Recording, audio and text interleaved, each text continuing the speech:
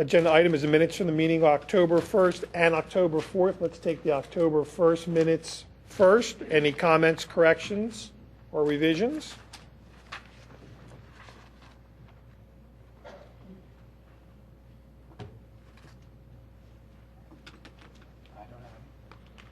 If we don't have any, can I have a motion to approve? Motion to approve. I have a motion, I have a second. All in favor? Aye. Aye. Motion carries. And then the October 4th, which is the PI minutes. Yeah, I wanted to make a comment on here. I know that I had mentioned at one point the desire to not use any of the. I mean, somebody mentioned the idea of using the Garrett Hill as a pattern for the property along the Lancaster Avenue, opposite Villanova, and that was our consultant said that. Was the consultant? Okay. Well, in any event, and then Phil from Garrett Hill stood up and said that Garrett Hill was a special situation and was not necessarily something that we should use as a pattern. All right, but I remember at that time saying I thought we should make it at least as much on that side as is on the other. And I recall you saying that as well. All right, so maybe we ought to change them a little bit. Other than that, they look okay to me. Any other comments or questions? I'm going to abstain from the minutes because I wasn't at the meeting. Thank you. So with that, a motion to approve? Make a motion to approve the minutes. May I have a second? Second. All in favor? Aye. Any opposed? Motion carries. All right, so the first thing on our agenda tonight is 2012 D16 preliminary with Cabrini College to construct 2 parking structures, a student commons building related improvements on the campus at 610 King of Prussia Road in Wayne, submitted 8/31/12. The applicant is here. Thank you. Want to come forward and introduce yourselves, and you may begin. Okay. Joanne Seameister, counsel for Cabrini College. We're here requesting preliminary plan approval of this alternate plan, having obtained conditional approval from the Shade Tree Commission on October 24th. This alternative plan is a result of our continued discussions and meetings with the neighbors and serious considerations of previous suggestions by this Planning Commission. Tonight's presentation will show you that the alternative plan addresses concerns previously raised. It reduces or eliminates traffic impact because it eliminates a proposed Eagle Road entrance. It improves our parking distribution throughout the campus. It improves the management of the residential parking. It reduces the visual impact from Eagle Road, the amount of site disturbance, and reduces the height and scale of the new structures.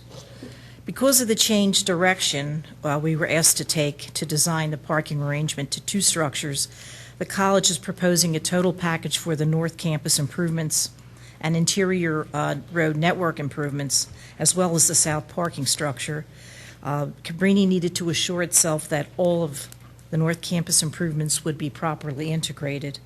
So it has taken a systems approach to the alternative plan, which effectively provides an integrative stormwater design, interior campus traffic design, infrastructure design, and improved parking layout, while minimizing the impact on tree removal and reducing the height and scale of the parking structures.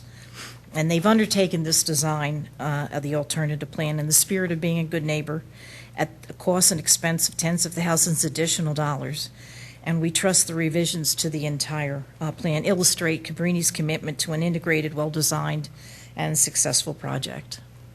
At this time, I'd like to introduce Howard Holden, who will provide some of the project detailed overview.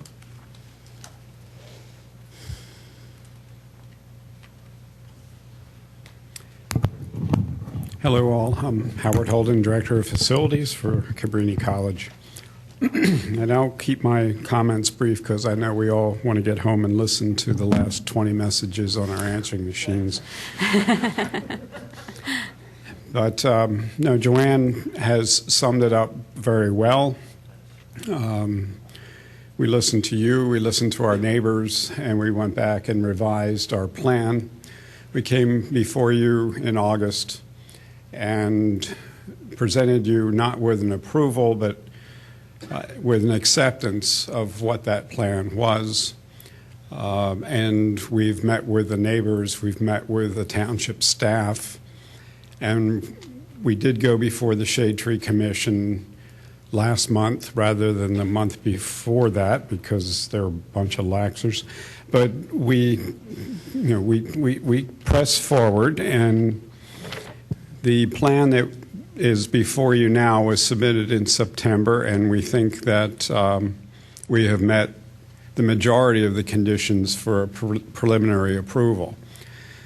What we ask tonight is that you do give us preliminary approval. We don't want to get into the weeds tonight. We do hope that you understand where we're going and why we're going there. And the Shade Tree Commission did give us preliminary approval. They gave us a list of conditions. We've hired an independent consulting arborist to help us meet those conditions. The township engineer gave us a list of issues that they were concerned about, and we are meeting those needs as we go along. And in a preliminary process, there are still lots and tiny details that we don't know until we're allowed to go into the final plan approval. So that is a brief summary, and from here I will turn it over to our planners, WRT, and let them show you a somewhat more detailed approach to what this plan's all about. Richard King.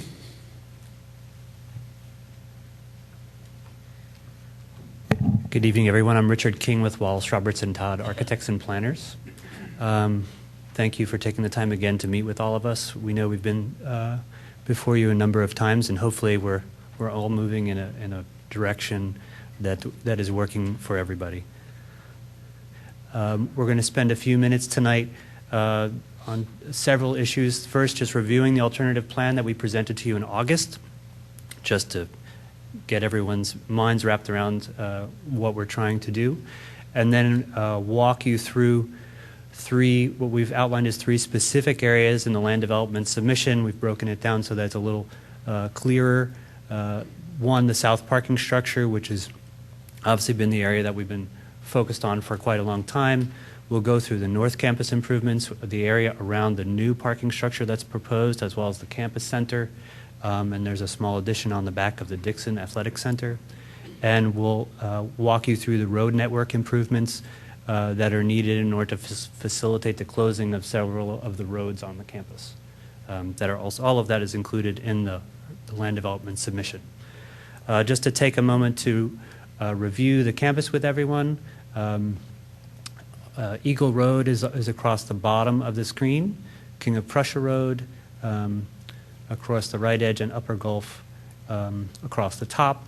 The two main parking lots for the campus, one is here, just north of Founders Hall and the Widener Hall, and the other is a large parking lot between the Dixon Athletic Center and Grace Hall. The original scheme that was presented to you back in the summer of 2011, as you all remember so fondly, would be the 711-car parking structure along Eagle Road. And obviously there were a number of issues that you all expressed concern about, and neighbors of the college also expressed concern about.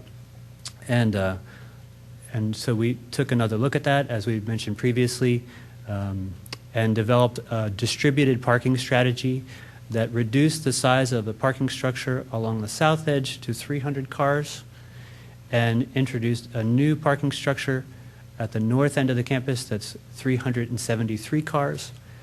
As part of that plan, there's a parking lot behind Founders Hall that remains in place, a small remnant of the parking lot that used to be here that will be primarily focused for admissions for new students and orientation, and a new parking lot here at the north end of the Dixon Center. The other parts of this plan of note in the 10-year plan include a small addition to the Dixon Center here, a new campus center, which is one of the main driving forces of shifting around parking on the campus, and the new dining center that would eventually be built next to Founders Hall. And of course, really the big issue, or one of the large issues that folks mentioned, was the distribution of traffic or parking on the campus. The existing condition, we've split this up into the north parking and the south parking.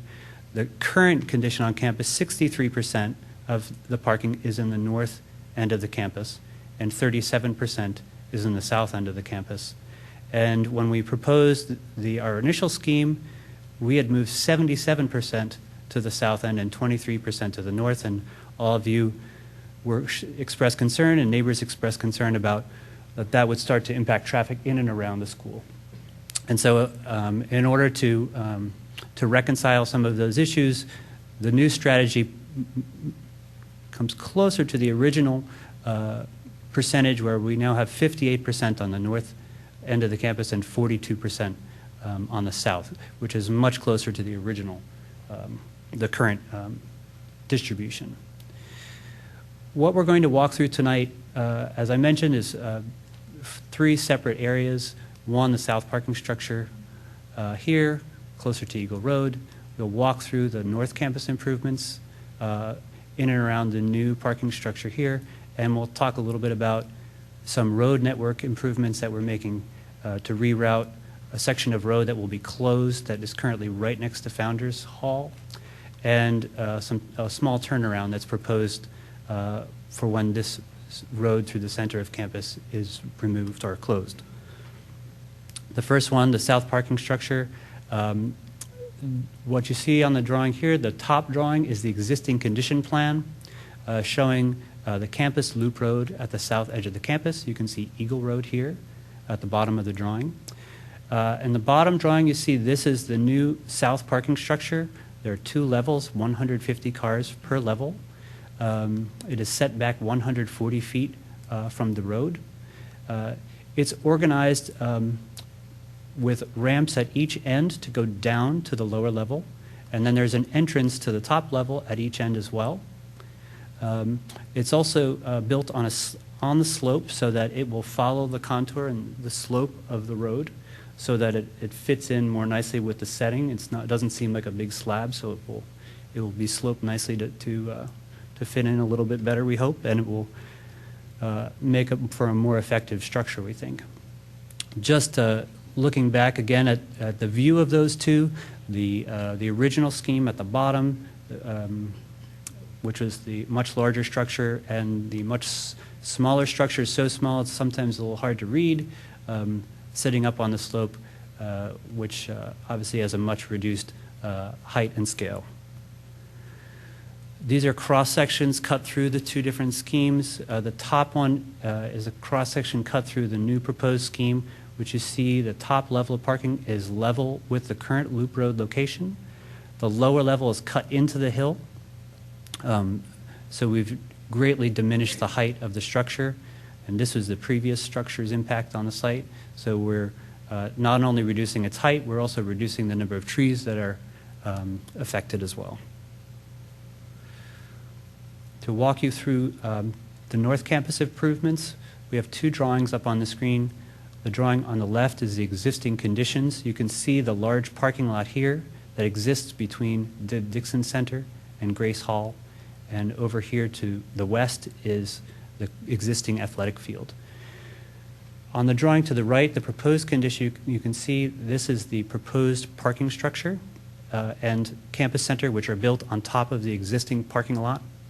And a small piece of that parking lot, well, it would be rebuilt, but would remain in place. As I mentioned, that would be for admissions, mostly for folks visiting the school for the first time, which makes it a little simpler for them to orient themselves. It's easily located. The access for the parking garage comes off of the main campus road here and comes back in between the athletic field and the athletic center. And then there is a surface parking lot that's added at the top, and that's cut into the hillside to reduce its appearance both from the road and from adjacent properties. And then you'll see there is a small addition on the back of the Dixon Center, which includes lockers and storage, mostly to give the visiting teams a little bit nicer place to be.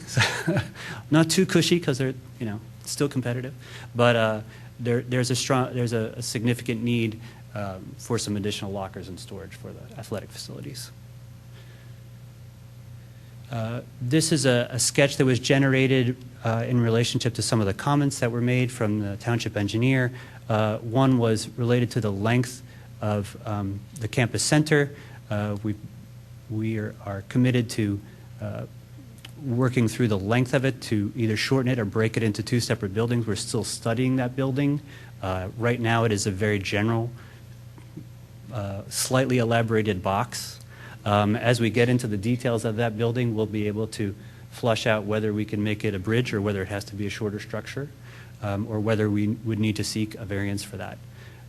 The other area of concern was this, the parking layout. This is a one-way parking loop in terms of traffic movement, and we previously had perpendicular parking and were required to have angled parking in that lot instead to meet code.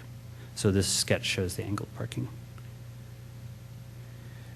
Just some images of that area of the campus. Let's start with the upper left image. In the upper left, this is the existing Dixon Athletic Center, and you can see here the existing athletic field and bleachers.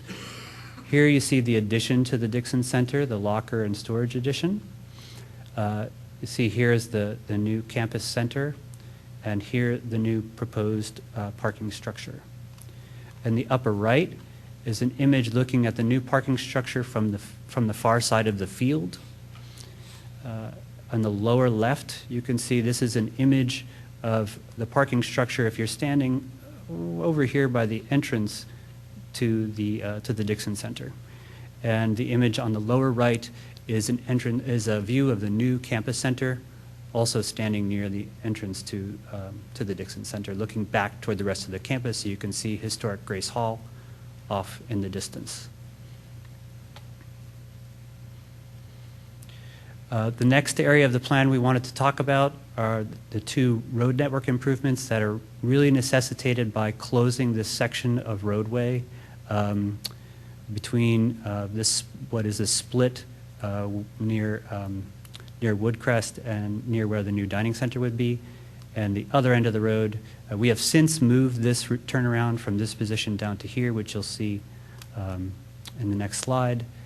The two images at the top, this is the existing condition where the new turnaround would be on the west side of the campus, with the campus loop road here, and this road leads down to the residential area of the campus. That new turnaround would be a fairly simple loop road. Just for convenience, this would be where the existing road would be terminated, and that would be turned into a new pathway. Eventually, at the moment, it would be just simply closed, and hopefully eventually we'll be able to put some different surface treatments down there, brick and things that are a little more campus friendly.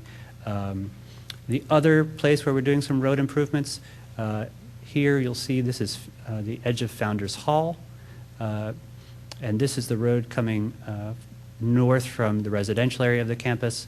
This whole section of road will be closed, as will this section of road. And in order to connect this back to the north section of the campus, we'll be putting in a new road through this area. As part of some of our conversations with neighbors on Woodcrest Circle, we originally had this road coming much further out and up, and they asked us to try and tuck that road in as much as we can. And we believe that that's something we can definitely do. We're still working on some of the details of this, and there have been some comments from the township engineer related to the exact layout for that area, and we'll be working through some of their suggestions as part of the detailed design.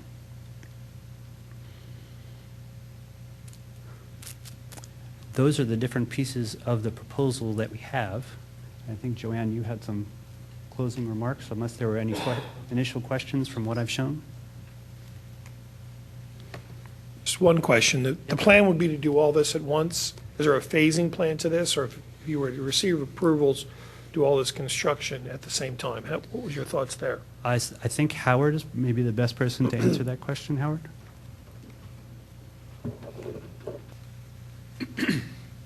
Yeah, this would be a phased approach. There's no way we could accomplish this much at one time. You know, our thoughts currently would be to do the south parking structure first. And that hopefully would be next summer, not this summer, next summer.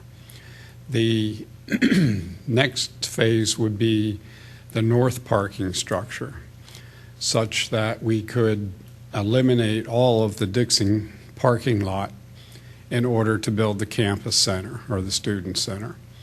And what is driving all this, again, as Richard said, is the focus on the student or campus center. It's really all about the students and us being, quote unquote, competitive in the higher education marketplace. Most campuses are pulling all the cars out of the center of campus to allow the students to walk through campus from one building to another without encountering vehicles, such that they can discuss their social affairs, they can discuss their academic affairs or their athletic affairs without having to look over their shoulder all the time to see if there's a car behind them. And additionally, our campus center currently was built back in the mid-'80s when we had a population of less than 300 students. And it does not serve the needs of our population today. And we know it, they know it, and our prospective students know it. So this is really all based around the fact that we're trying to service our students better, as any higher education institution should do. Okay? Thank you. I have a question about the parking garage, the south. We're calling that the south parking garage. Is that right? Well, first of all, I like the direction the plan is going, and I'm happy to see that you've responded both to our comments as well as what we heard from the neighbors. I'm concerned about, do you have any sketches, or maybe perhaps you could describe what that facade facing Eagle Road would look like? We saw the sketch where you can see it's tucked into the woods and there are trees in front of it, but it's a very long building. It is a And very I long think building. that length is going to increase the impact visually of that structure. And even though, it appears hidden in that picture, I'm concerned that because it is so long, what's it going to look like? Understood. We have not done detailed elevations of that facade. The conversations that we've had so far are that if we need retaining walls on that facade, that those would be at the base of it, because you see there's an edge to it. I apologize, this is a little bit small. That if we had to do some retaining walls, that we could do a stone retaining wall there so that it fits in with the kind of the other stone walls on the campus. We also, if we need a retaining wall, we would probably not make it a straight wall. We would probably angle it so it's a bit more naturalistic and fits in with the slope. And obviously, we have not developed the planting plan. What we're showing in our planting plan now simply is how many trees we needed. But obviously, we're going to develop a planting plan that reinforces the naturalistic edge that is in a wooded forest. So while the building is fairly straight and long, the intent is for what we build in front of that in terms of plantings and any retaining walls would allow us to soften that edge and make it feel kind of, use the word organic, more organic in its appearance. But we have, as of yet, not done detailed elevations of the building. Would the facade be same materials and so forth as the big thing that you showed last time? Similar to that, or no? It's, I don't know the answer to that yet. We know that there's a tradition of lovely stone walls on the campus, and so as we bring the building up out of the ground, we feel like it needs to be part of the language of the rest of the buildings on the campus. And so I think it would be at the quality level of what we had shown in the other facade proposals, but the exact materials we have not developed yet. Oh, I think we'd like a firm commitment that this will be the most beautiful parking garage ever built. Howard?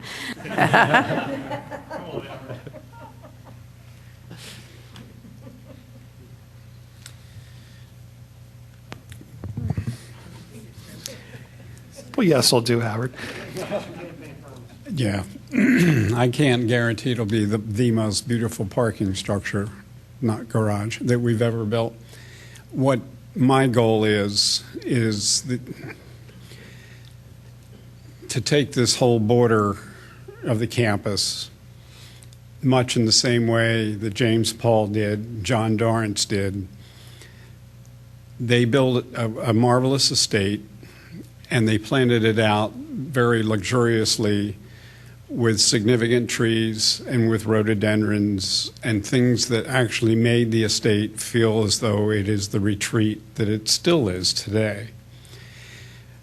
Initially, we would do something to the facade of this building to make it acceptable. Are we going to make it granite stone? Or are we going to, I'm not positive, but we will do what we best can do to make it acceptable and pleasing.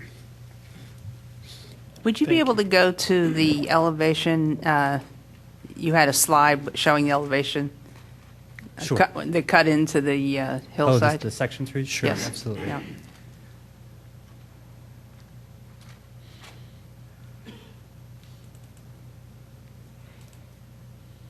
It almost looks like, well, I guess not. I was thinking it's just basically surface parking, but it's not because you have basically one story on the other side there.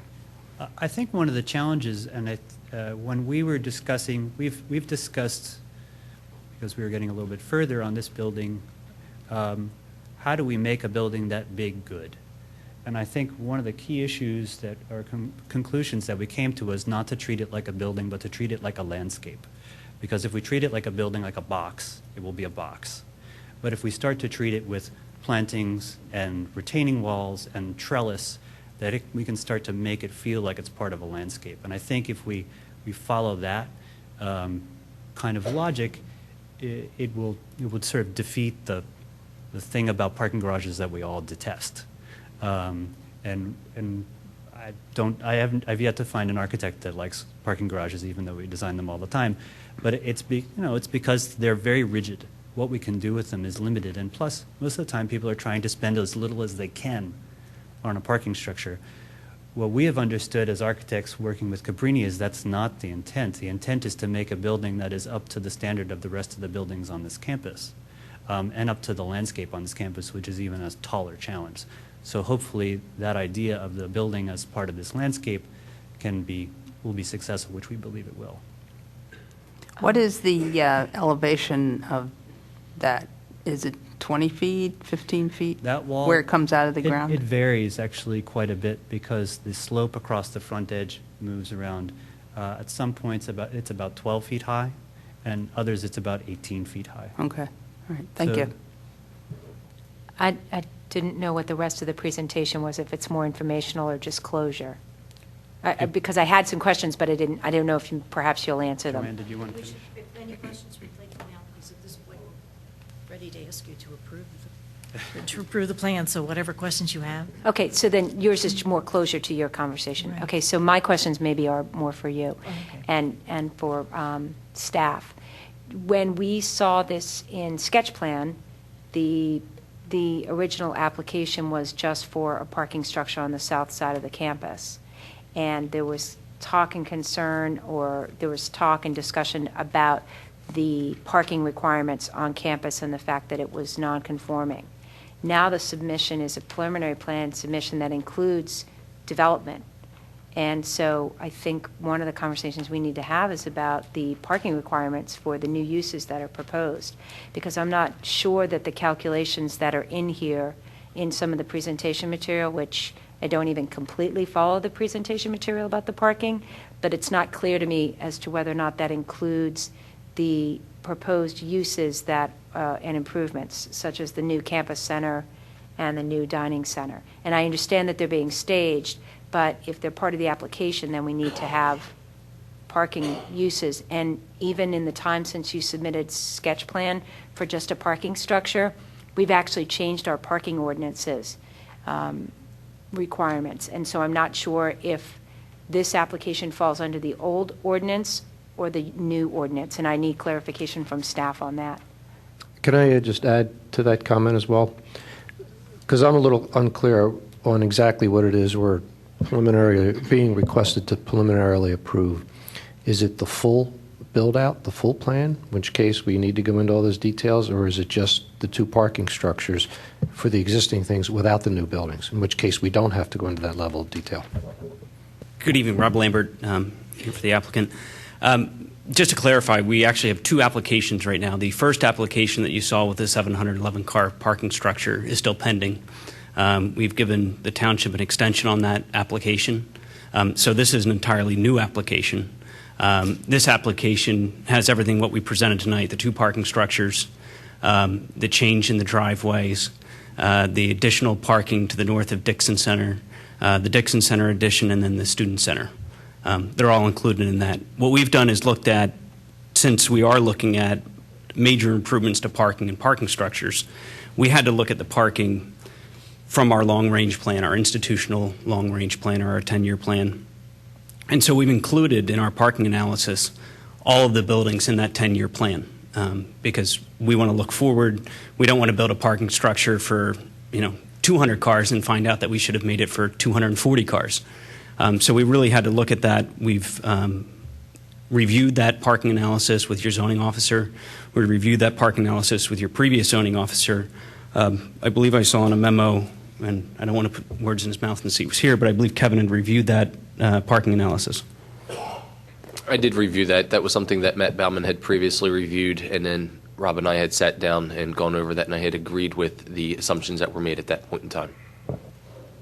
Because I think one thing that, like, to follow up with what Sue is saying is that in looking at this building, the parking structure, I feel like we're at the level of a preliminary plan. We've seen it before in sketch plan. There have been revisions made. There's a lot of detail. But on these other parts of the campus, it seems like a sketch plan to me. It's like, okay, here's where the building is. We don't quite know what the shape is, but this makes sense, and this is where we want the layout. And I like what I see at the sketch level. But when we approve preliminary plans, we've normally looked at all the details. All the details are provided, with one exception of the Student Center building footprint. It was brought to our attention that the 160-foot building length requirement, that building can get smaller. We're saying we will comply with the footprint or seek the appropriate relief. That does not impact really any. We're building it over an existing parking lot. So if it shrinks from 240 feet to 160 feet, there'll be less. There'll be more area around it. It's going to stay in the same location. We actually show in the plans that we submitted, these are more general plans just because we didn't submit we could go over each individual plan that we submitted. I think there's roughly 20 sheets in the set. It includes stormwater management calculations to show that the stormwater management worked. We did permeability tests to verify that the soils will percolate water. So we have done the more detailed analysis. If you'd like, we can go through some of that information tonight, or if you have specific questions on it, I'd be happy to answer them. Well, then I have a question for staff. Do we have the engineering letter for that? Did I miss something? The most recent letter that you have is dated September 26, 2012, and that was based on the plan that was submitted and I believe was presented to you back in August. In that engineering review letter, you will see that there are a number of subdivision land development ordinance comments as well as stormwater management ordinance review comments and traffic review comments. Is that for this plan? It is. Okay. It is for this plan, yes. So we have not, since this September 26th letter went out, we have not seen revised plans, but we've had discussions with Mr. Lambert. He's provided additional information to our office where we've received the stormwater infiltration testing results that he just mentioned to you. He's also provided a sketch showing the revised parking lot layout to the east of the new campus center. We just received that information late last week, so we haven't had much time to really get into the nitty-gritty of it, but at least we have some of that information, and we're working through it right now. As far as a complete plan resubmittal in response to the September 26th letter, no, we have not received a complete revised plan submittal. So these comments are still outstanding. So even going back to something as basic as the parking summary, Yes. I mean, I have to echo Julia's comments. What I would have said is that this plan feels like a pre-preliminary plan. It's not, some of it's more than sketch, but it's not the type of preliminary plan, particularly of a project of this scope, that we would typically see. We would typically see a lot more detail about the proposed campus center.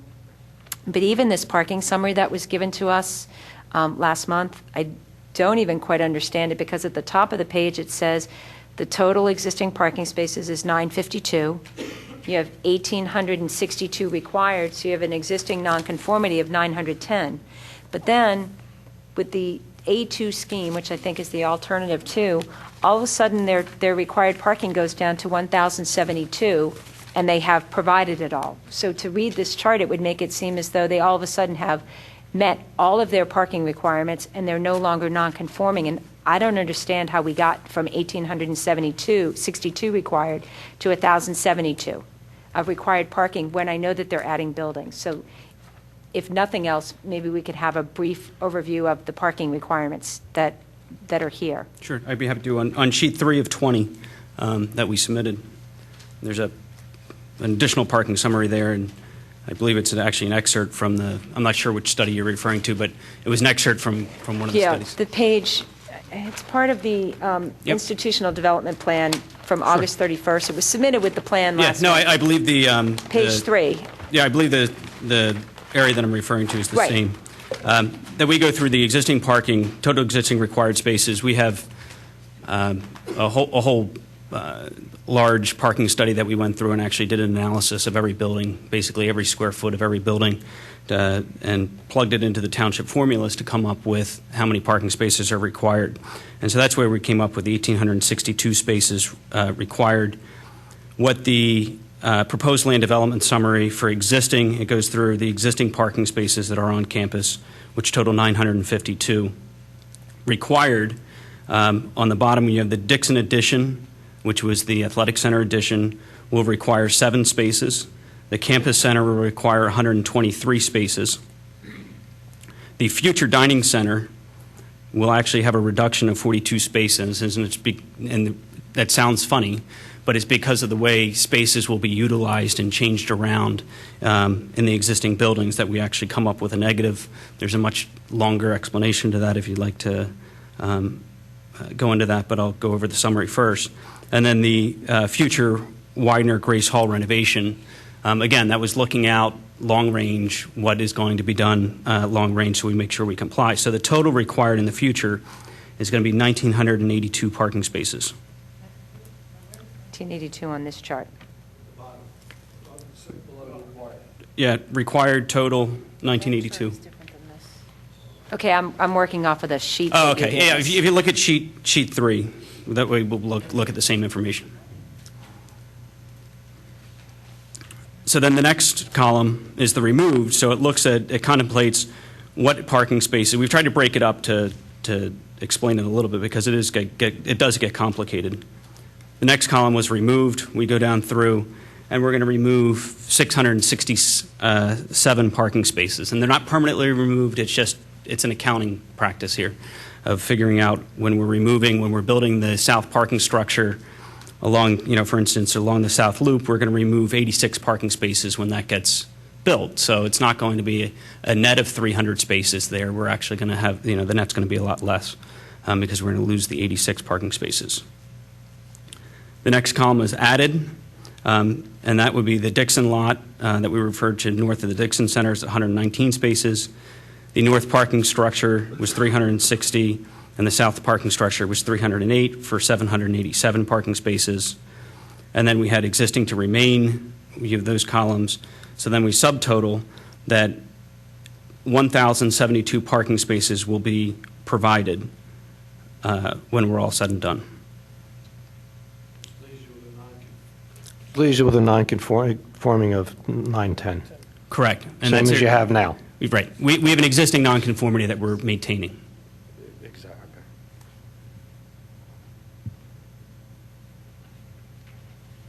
Does staff care to comment?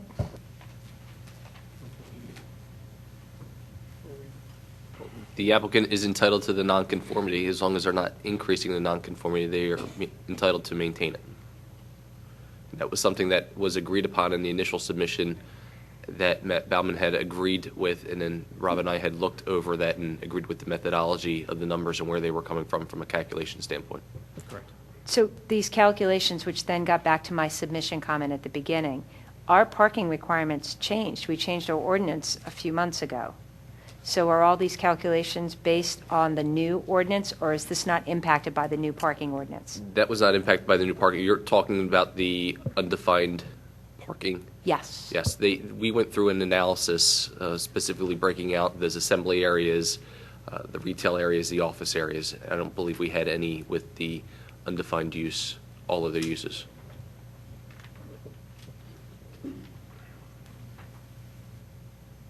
We looked at every space in every building. So we actually submitted plans to the zoning officer showing every building footprint, color-coded, broken out. It was an exhaustive study of the campus.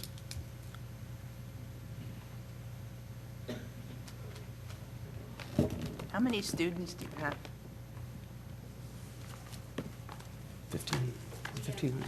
At one point, we were up to about 1,850, somewhere around 2007. We're now down to between 1,200 and 1,300. But Cabrini is trying to focus on an ideal student body number of 1,500. So it's less than we were, say, 5 years ago, about 300 less than 5 years ago. All right, and how many of them live on campus? That I'm not positive of. Roughly. Kick those to Howard.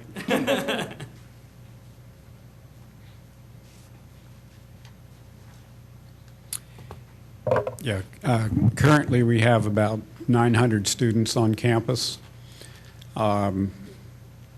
We had as much as 1,150.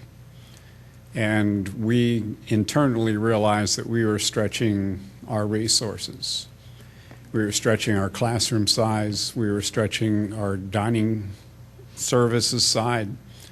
And, you know, we were just stretching all the facilities on campus. You know, even the residence halls, we knew they were overpacked. And so we intentionally said, okay, we're coming down because we want a better quality of life for our students. And we had a strategic plan in which lots of discussion on what is the right size. We have even looked broader than that and looked to colleges across the nation that have these religious affiliations, and there's many of them. And when you average them all out, we're all around 1,500 students. So we feel that that is the right size for us, and that's where we will land. All right, so you have 1,500 students. Roughly many people do you have as staff? Whether they're educational staff or maintenance staff or whatever? Yeah, I think that the current academic support and administrative support would certainly handle the 1,500 students. No, I'm looking for numbers, not whether or not you're handling them educationally. I'm looking for bodies to get an idea of what your needs are as far as parking. I realize that you're allowed to keep your nonconformity of 910, but I'm wondering if that is really sufficient for what you're planning on doing. Right now, do you have an overflow of cars with your existing student body and staff and your current parking situation? And if so, where are those cars going? We don't have a current overflow of parking. In fact, a lot of the parking currently on campus is vacant. The number of academic and administrative staff that are currently on campus are the same ones that supported the larger population. And now we are supporting a much less population. If we come up, a couple hundred students, I'm sure that the parking that we're proposing will hold true to our future needs. So currently, the number of parking spots you have is sufficient for the number of students and staff that you have? Right. And you have some vacant spots? Exactly. Okay.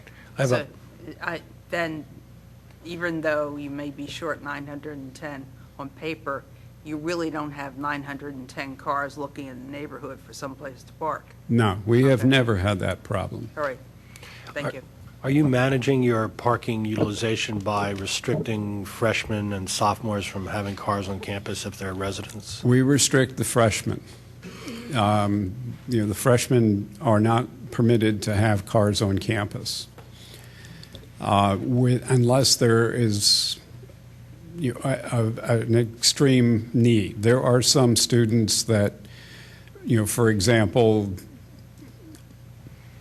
they have to work because they can't afford to go to college unless they have a job, and the job requires a car. But we really do try to hold down on the number of freshmen that can drive for many reasons. You don't want freshmen behind the wheel when they really should be bonding with the community. And that comes down to retention. I mean, there's a whole formula that wraps around that. So, yeah, not sophomores, but yeah, the freshmen definitely. From the few facts I've heard tonight, I'm getting that your resident population is 900 of your 13 or 1,400? Yes. So hypothetically, the freshmen are 240, 50, 30? Right. We're around 285, somewhere in that neck of the woods. So theoretically, if somehow you changed your policy, which is only a policy at this point, and I agree with the policy, theoretically there'd be 200 more cars, hypothetically? As the classes roll through, yes. Okay. You have do I remember, you don't have a graduate school or a night school or other, I thought I heard recently ads online. Yeah, on we the do radio. have a graduate program, and it has been quite successful, but it has been quite successful off campus. We have numerous satellite campuses, primarily in Philadelphia, Fishtown, that sort of thing, where we have been offering masters in education. Due to the current market in education, where the high school systems themselves are having problems, our graduate program has declined somewhat, but most of those programs are off campus. This is a question for staff. So I follow the calculations now. Thank you for explaining that, Howard. What's the most protective way for us to kind of codify this calculation that these improvements and the math here and the tables don't at some point later down the road get plugged into some other plan or some other, they're planning a series of improvements over time. Plans could change. What's our best way to protect the intention here? Ultimately, we look at the seating capacity that's proposed, or the parking capacity that's proposed as part of this with respect to the square footage of the buildings. And if there's any change going forward, they cannot use that nonconformity to offset that. So any new additions going in beyond what we see now, they would have to provide the parking for that at that time. But something's happened where they at some point along the way, they created a nonconformity, or a nonconformity got created, and we're letting them maintain that now, and yet they're continuing to build. So how do we protect that doesn't happen in the future? We're allowing them to expand, but the expansion is being met with the current parking requirements. The nonconformity is continuing at 910, and the expansion is being met with the parking as it is required per the code. They're adding more parking spaces, right? No, they are. They're adding 120. Right. Ultimately, they're adding 120. And I'm not sure exactly how the nonconformity got, but it most likely was a result of a change in zoning. So they had an operation. That's how most nonconformities come about, is the change in zoning comes in, there's an existing use, zoning comes in later on, now it's a nonconforming use. And just to reinforce, I actually think the way that we've presented the information to the zoning officer, he now has a record of every building and every square foot and how we came up with that tabulation. So as we move forward and plans are proposed, he can compare that with what we've already submitted and look at our assumptions and say, you're falling within the assumption, you're okay, or you have to come back and revisit that. But I think her point is, if you build another building that would just random 100 parking spaces, you'd provide that 100 parking spaces someplace. And it's just that the 910, whatever it is, difference to just continue. Correct. Famous last word.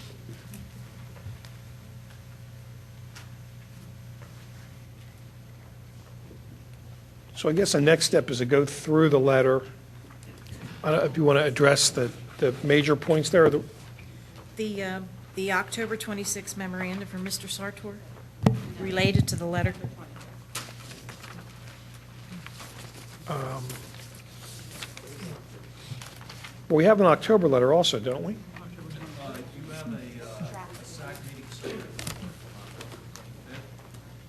But there is no October review letter. The Okay. pertinent review letter is the September 26th. So we should go back to the September letter, start there. Okay. Yes, sir.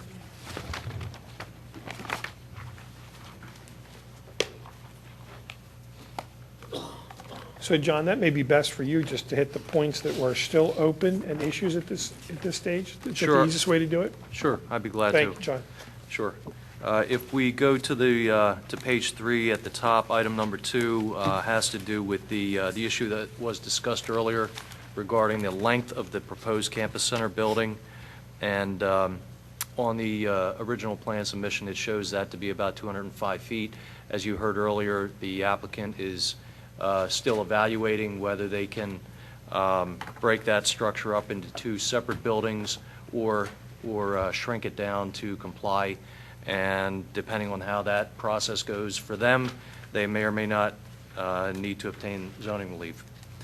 Item number 4 on the same page touches on some of the issues that some of you, Susan in particular, have raised about the parking count. We also had some concerns about the summary of parking spaces and the tabulation and the numbers shown on the plan views, as well as in summaries. So that apparently will work itself out, I'm sure, when Mr. Lambert resubmits his revised plans to us.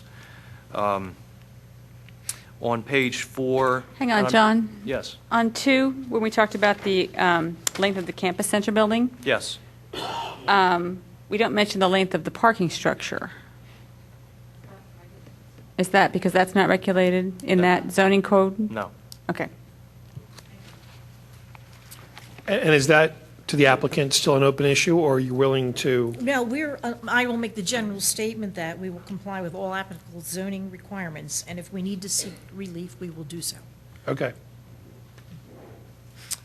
And we've had, by the way, we have had meetings with Mr. Zenkowski and Mr. Norsini and Mr. Sartor, and we're working through this, all along the way here. Can we just talk about 2 and 3 for just a moment before we get, because the parking thing? So I appreciate that. You'll seek all, whatever's needed there. Whatever we need to have. But it would be difficult for us to say now, unless they commit to just, this is the building and they're going to go for a variance or not, whether or not comment 2 and 3, because of the minimum permitted distance between a group of buildings has to be 45 feet, they're not able to tell us the square footage of the building. So I don't understand how parking can be finalized for a proposed building that they don't even know the shape and the size of it yet, which gets back to point number 4 about the parking calculations. Those 3 feel very intertwined for me, and I don't understand how we can say, yes, parking is okay or parking's not okay when we don't know the size of the building yet, because they're still trying to figure out the shape of the building, and that will affect square footage. And we share your concern, and we tried to, maybe it didn't come out as clearly as it could have, but in comment number 4, that's really the point of comment number 4, was to try to get the applicant. You see the statement that says, in that comment, the applicant must also verify the proposed campus center building is in compliance with the proposed uses and floor areas indicated in the parking study. We had the same issues there as you raised. I guess Just a comment, just in general, I mean, can we give preliminary approval to this subject to them complying with all the rules and regulations, which would solve all this problem as they go back and go into further design? Because I'm guessing you don't want to spend a whole lot of money on detailed designs and solving all these issues if at the end of the day we're not going to like the general layout of things. Exactly, since this is an alternative plan that we've spent a lot of money on. So we're Right. trying So does Meet that, you along does an the way. issue, does an approach like that protect us adequately? Well, the problem you run into there is that when they come back for final approval, you can't make any changes. I mean, Yes. of course you can, but They it's very have- difficult. Usually you they make all have the to changes at this meet the level. We have to comply with They have to comply with the parking. I'm not talking about, I mean, if there's design or there's other issues, we should make them now, but as relative to the details of parking and building lengths and things like that, that are code issues, we don't have to approve those. They have to abide by them, or they have to That's seek a correct. variance. The problem is if we were to approve a plan with this level of detail, we don't know. Like, I would like to know what the parking garage is going to look like before I would approve a plan. And I'm confident that they will come up with a wonderful solution, but I haven't seen it. And they don't know yet. They're still working on it. And normally, and that's okay if you then have another level of review, but we don't. What we normally do is we get all that stuff at this level. Am I right? And then we vote to approve the preliminary plan. And then when the final comes back, it's all saying, okay, did this get covered? Did this get covered? Did this get covered? Are all the I's dotted and the T's crossed? And we're not there with this plan. It's an all-encompassing plan with a lot of detail, a lot of different stuff going on. That's my concern. Respectfully, with respect to the comment about I don't know what it looks like, aesthetics really are not within the province of this. We have to meet the code requirements for size and parking, and that nature, but to... Joanne, can you speak into the mic, please? Sorry. Trouble hearing you. Thank you. With respect to aesthetics, I don't believe that's the province of this determination, but to the extent we need to, we certainly will comply with all the code requirements, or it won't be approved, or we'll have to get a variance from the zoning department if we need to. But we're hopeful that we can change the design so that we need not have to do that. But we're trying to work forward and get this moving. But I think, how do I say this? How can I approve a plan when I don't know the square footage of the plan? And let me just finish the comment. I really, if you were to ask me tonight, I would tell you, you have definitely gone in the right direction. And we told you that 2 months ago when we saw the sketch and the alternative plan. I think, I'll speak for myself, I know that I was expecting the level of preliminary plan that we typically see, which you're right, with regard to aesthetics, we don't have purview, but it's very typical for us to see very, very, very great level of detail in preliminary plan because of how our final plan approval works. And it just, I don't have anything to approve. I don't have a square footage of a building to say parking calculations work, don't work. To answer the question about the parking, we did lots of studies to figure out how big of a building we need, and it's 60,000 square feet. It's a 20,000 square foot footprint, 3 floors, 60,000 square feet. Whether that 60,000 square foot is broken up into two 30,000 square foot buildings or one 60,000 square foot building, it's still going to be 60,000 square feet. And so the parking analysis, everything's going to be consistent with that 60,000 square feet, whether it's 2 blocks or one. It's still the program needs are 60,000 square feet. But here's the thing. I appreciate that you guys say you're willing to comply with all ordinances or seek variances or seek, all that stuff. If that were the case for every applicant who came in with a plan, our role would be irrelevant. The fact is that until we see the plan and we see, all right, did you decide to go with one building? Did you decide to go with two? Or the two buildings, do they meet the required setbacks for, all the different side yards and for the buildings themselves? Respectfully, we're building in the core of the campus, as you've asked us to do. No. And which the parking structure is much reduced on the south side of campus, yes. The structure in question is in the core of the campus. It's surrounded by Cabrini buildings. We've really pushed it on top of an existing parking lot. We've done everything we can to minimize that impact. And is the building 1 square or 2? We've gone through great lengths to modify the proposed application that we thought was the best for the campus. I believe some of the members even said this is clearly the best thing for the campus, is to build a 711 car parking structure on the south end of campus. That was what was said here. We listened to our neighbors. We listened to you. We've come back. We've redesigned the entire plan to address that. We have now split up the parking into 2 structures. As a result of that, we've had to push plans that were further out really to now, the Student Center being one of them. In order to build that structure, the second structure where we're building it, we have to think out that whole part of campus. We can't just build that parking structure and say, you know what, Campus Center, we won't worry about you until we get to it. We really have to think those things out now. And so that's what we've done, is we've said, okay, here's the 60,000 square foot block. Is the school ready to go to full design for that? Not necessarily.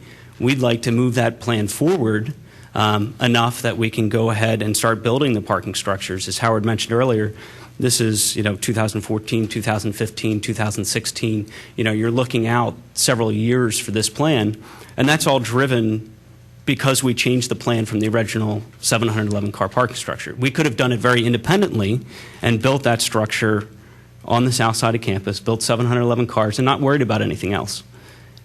Done further development of those plans as we got closer and come back to you with those, more fully developed building rendering scale plans. Actually, couldn't you do that now? And if we didn't talk about your student center, you just built more parking than what you actually need at this point in time, which is what you were doing before.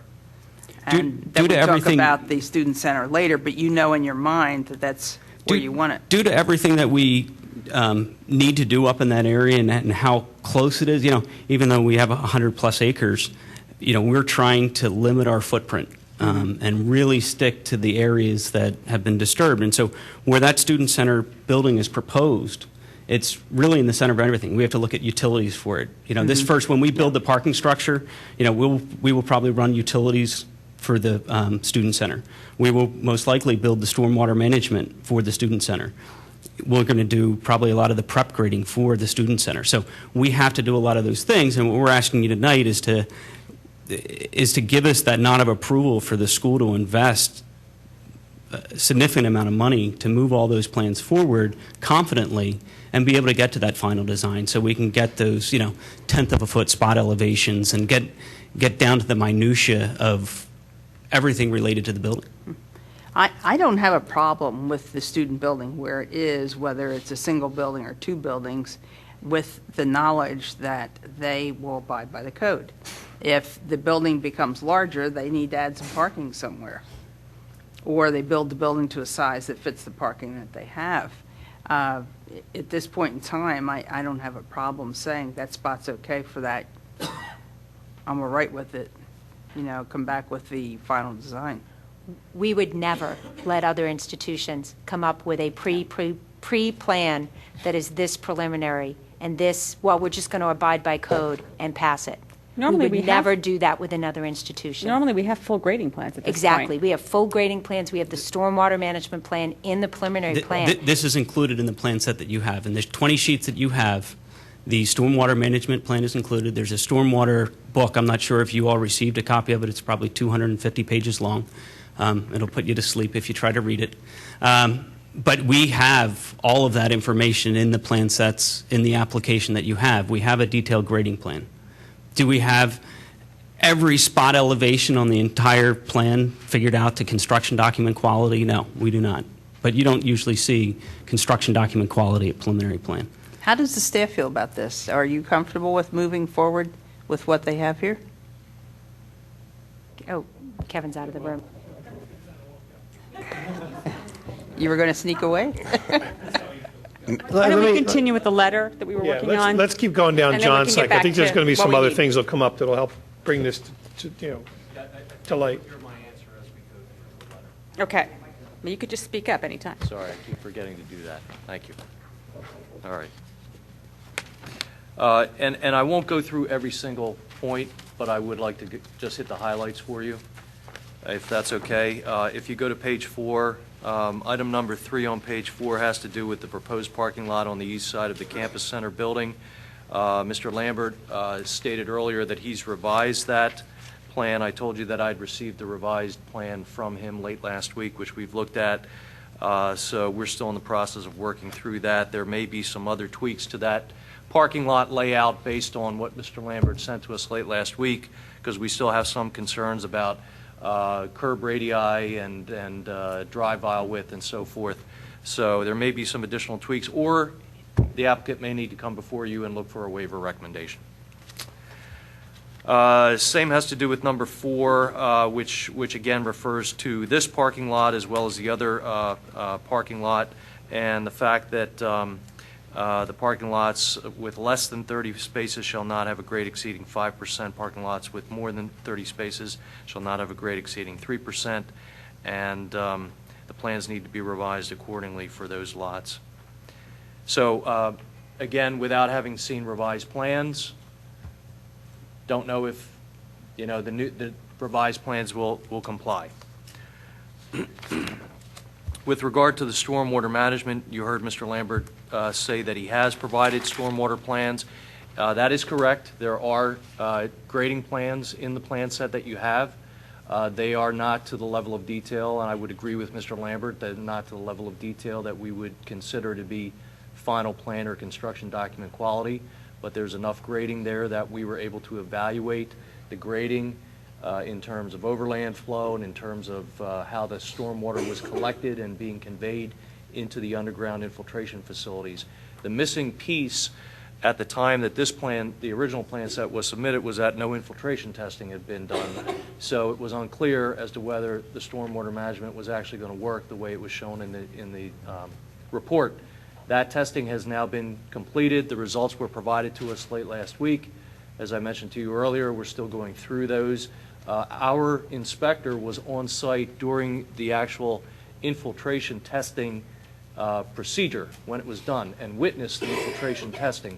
We're waiting for him to provide his notes to us in our office so that our engineer can compare what our SEO, our sewage enforcement officer, witnessed the testing, what he observed, and whether we agree with the results as they're documented in the report provided to us. The next major element in this letter has to do with page 5, Roman numeral 5, the traffic impact study review. There have been a number of discussions on the telephone and in person between the applicant and their professionals and their legal counsel and the township and its professionals and legal counsel. And most recently, I understand there was a discussion between the township manager and the township solicitor and representatives of Cabrini College, and that there was a memo written by the solicitor, which is here. I have it in front of me, and he states that if during the conference call, Cabrini agreed to investigate 2 essential elements, a right-in and a right-out of the existing King of Prussia entrance, King of Prussia Road entrance, and this would prevent conflicts with the improved King of Prussia Road, Eagle Road intersection. And secondly, improvements to the existing Eagle Road Drive for emergency vehicle access. And if the applicant is agreeing to evaluate those 2 items, then many of the comments in our September 26th review letter regarding traffic study, impact study comments would come out. They would no longer be relevant. If I may address the board on that one point, or the commission on that one point, to be a little bit more distinct on that, the reality of it is staff would request that if this commission were to provide preliminary approval, that those 2 items be conditions of preliminary approval. Not the investigation of, but that the entrance on King of Prussia Road would be a right-in, right-out, and that the improvements to the existing Eagle Road Drive, we don't want to change the traffic flow, we just want to make it safe for emergency vehicles to use that in the event of some emergency, whether it be fire, police, or ambulance.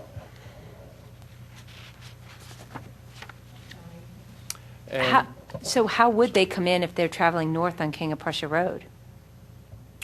We would have it. We would request that they use mountable curb, and Mr. Lambert, with his imagination, could make it so that in the event. Steve, just to make sure we're talking about the same thing, I believe you're talking about the Paul Road entrance for the mountable curb? Yes. Correct. Not King of Prussia Road? Yes. King of Prussia is the right-in, right-out.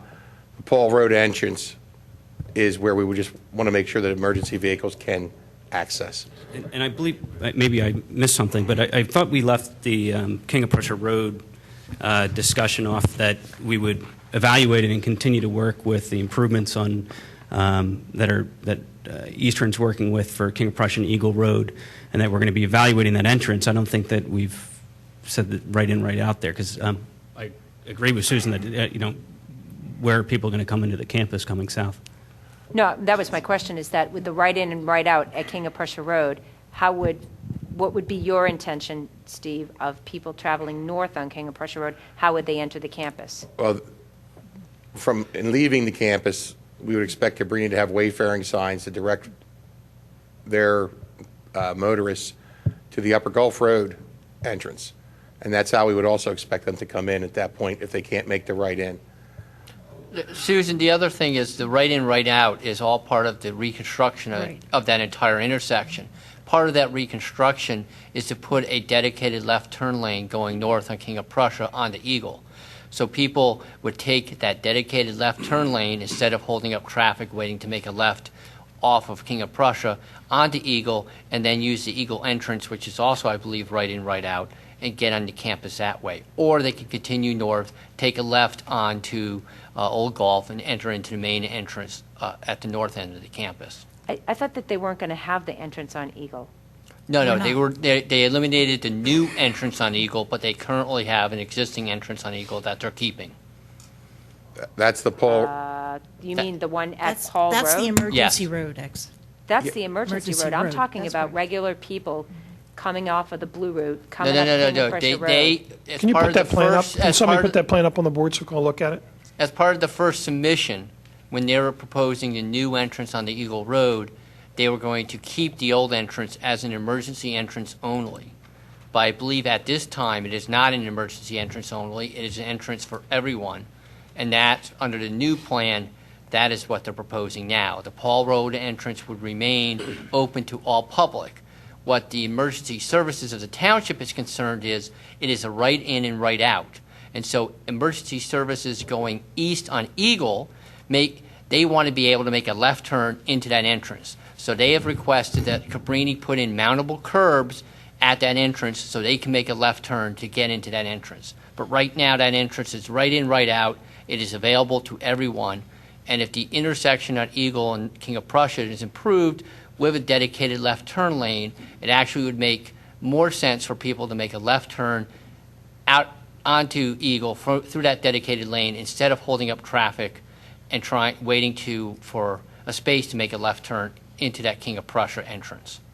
So then, Howard, is that your intention? Is that the people would utilize the Eagle Road entrance that's across from Paul Road as their entry into this South Campus parking lot? Is that the intention? Because that didn't come across in the presentation to me. I don't know, but if it did to anybody else. Yeah, this is not the discussion that we had with the township staff. I would like to say that the solution they're recommending would help. And regards to emergency vehicular access to campus, right now the Paul Road entrance is the quickest way for police and fire to get onto our campus. And it already serves their needs. We have made sure that they can get fire engines, ambulances, and police cars through that entrance. If they want a mountable curb to make that even more accessible, we'd be glad to do that. The discussion that we had regarding the King of Prussia Road access was that there are intersection improvements proposed for King of Prussia Road and Eagle Road. And those improvements have not been finalized. Eastern College or Eastern University has invested significant money into designing these improvements. The stance that we took with the township in our latest discussion was perhaps there is yet another way to better engineer what is currently being studied. And Cabrini College would be willing to participate in that review of the engineering of that intersection. But we need to be somewhat certain that the township is interested in providing us with a preliminary approval of what we're presenting you here tonight, mainly because that land is not Cabrini College's land. That land belongs to the missionary sisters that we have to give up to provide these improvements. And if the missionary sisters do not sense that there is going to be any improvements for the campus itself, they are going to resist giving up the land that's required to make those improvements. And perhaps there is a solution here, but without some sort of sign of approval that we're making progress, they're not going to give up the land.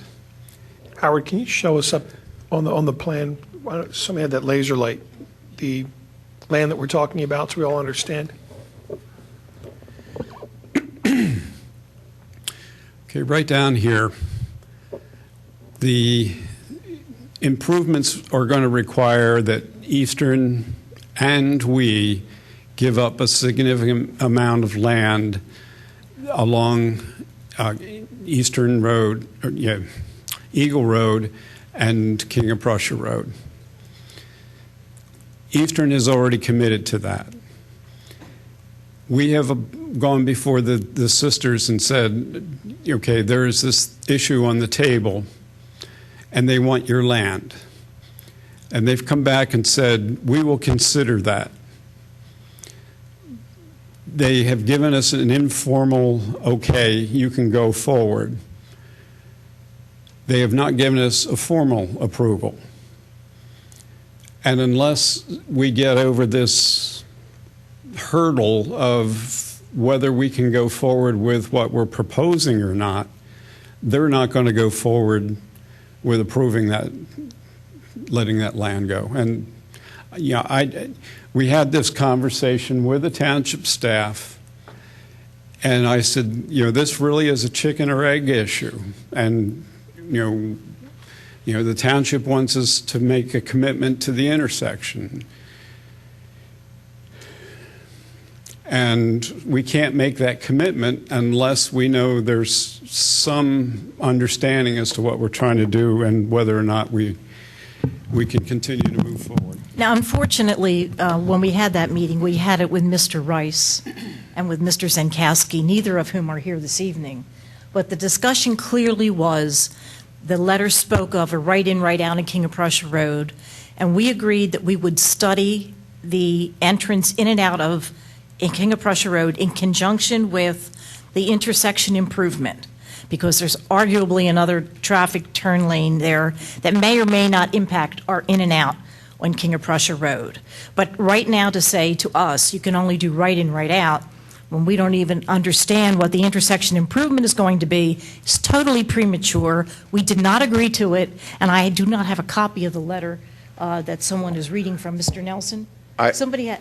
If I may address the board, what we discussed with our traffic engineer, Amy Kaminsky from Gilmore, was that the current location of the Cabrini entrance exit will end up being in the taper of what is a proposed straight right lane. So that's where the right in, right out came from. And in my discussion with our solicitor, it was the right in, right out was essential to this in lieu of the additional traffic studies. So I don't know. That's not what Mr. Nelson said to me. This is what Mr. Rice said to me, that the right in, right out from your meeting was an essential part, and to the point that I requested that this commission add that as a condition of approval. And the reason for that right in, right out was, again, because the driveway lands at the taper to what will become a straight right lane, a proposed straight right lane. But that design has not been decided upon, right? Isn't PennDOT and Eastern and everybody else still working on that? Because we saw some preliminary designs for that a few months ago, and that's a long ways off, isn't it? It's yet to be constructed, but where it stands now is a dedicated left at that intersection for eastbound. A dedicated left if you're going north. Eastbound. If you're leaving Wayne. Now, if you were approaching say from Tredyffrin, okay, there'll be a dedicated left and a straight right. This entrance drops into that straight right. And the thought being, if you were allowed to make left-hand turns out of the Cabrini exit, you'd be crossing over the straight right and the left to get into westbound King of Prussia. Okay, I can't do this without a map. Well, here, if I could address this for 1 second. What he's talking about is north and south on King of Prussia Road. Right now, what was proposed, and this is probably now a year, 15 months ago that I sat over in PennDOT's office in King of Prussia with Eastern and representatives of the Township and talked about what was proposed at this intersection. What was proposed was going northbound on King of Prussia Road, that there would be a dedicated left turn lane to go onto Eagle Road. At that meeting, there was discussion of, do you just have a gore pattern or a taper on the north side of Eagle Road, and then on the east side it's a little bit confusing because it changes over to Pine Tree from Eagle. So coming in from the east is Pine Tree. And so the question was, what do you do on the north side? The cars traveling south on King of Prussia Road, there aren't enough making a left turn on Pine Tree to justify a dedicated left turn lane. So they said, okay, let's add the dedicated left turn lane to mirror image, just from a geometry standpoint, to mirror image the northbound left turn lane. So I wouldn't say that eliminating or limiting this driveway to right in, right out is the only solution to the problem. What we've agreed to is to study with Eastern. Eastern's been studying the intersection improvements, is to study this and to try to make this better. I wouldn't want to handcuff us to say that we have to make it right in, right out. I'd like to be able to study this. There are other solutions here that can improve the circulation patterns. Ultimately, it's going to be a PennDOT decision. It's a PennDOT road. PennDOT is going to approve it. Right now, they've approved or tentatively, the initial sketches approve the concept of the sketches, which show that left turn onto Pine Tree, show our existing driveway the way it is today. So all those things right now, PennDOT has tentatively agreed. I think there's other ways to design it, and that's what we'd like to study with Eastern and PennDOT and the Township to be able to come up with a solution without saying this has to be right in, right out. Because I think everyone sitting here knows that if I'm coming from the Blue Route, coming up King of Prussia Road, and I'm told that I have to go up to Upper Gulf to get into campus, everyone's going to make the illegal left turn. It's pretty simple there. Well, personally, I don't disagree, but we're in a little bit of a quandary here because we've got a very strong recommendation from staff that needs to be included if we get so far as to try and, pass this preliminarily with some conditions. So I think you're going to have to come off that position. So I'd like to ask Steve, though, if we agree to study it and study the full intersection, not just look at our microcosm of it, but study the full intersection with those improvements and agree to participate with that study, would that be something that you'd be amenable to you? I think we need to step back because the original intersection design was done in conjunction with your first application. It was actually done before the first application. Right, but that was taking it from what Amy Kaminsky has told me with her talks with PennDOT, that the previously proposed entrance in the first application, that was taken into consideration in that intersection. So now with that off the table on this submission, that's where the right in, right out became even more important. And the other thought was, as people approach the campus, depending on where they're coming from, they will learn that the entrance to use is the Upper Gulf Road entrance and not necessarily drive by, go up King of Prussia and take a left. But it was the recommendation to me was that the right in, right out was an essential part of a conditional approval if this commission did provide an approval of this plan. And by doing so, that eliminated all the requested, or the majority of the requested traffic studies of our traffic engineer. Yeah, look, you can always agree to the right, all these conditions, and then do the study and come back. If you got a better plan, I think we're all agreeable to pass a better plan. But once you agree to something, it's hard to unring the bell. Okay. Well, no. Wait. I mean, Rob first wasn't of all, at the meeting. Mr. Rice was on the phone, and Mr. Zenkowski was at the meeting with Stephen Feld, Mr. Holden, and myself.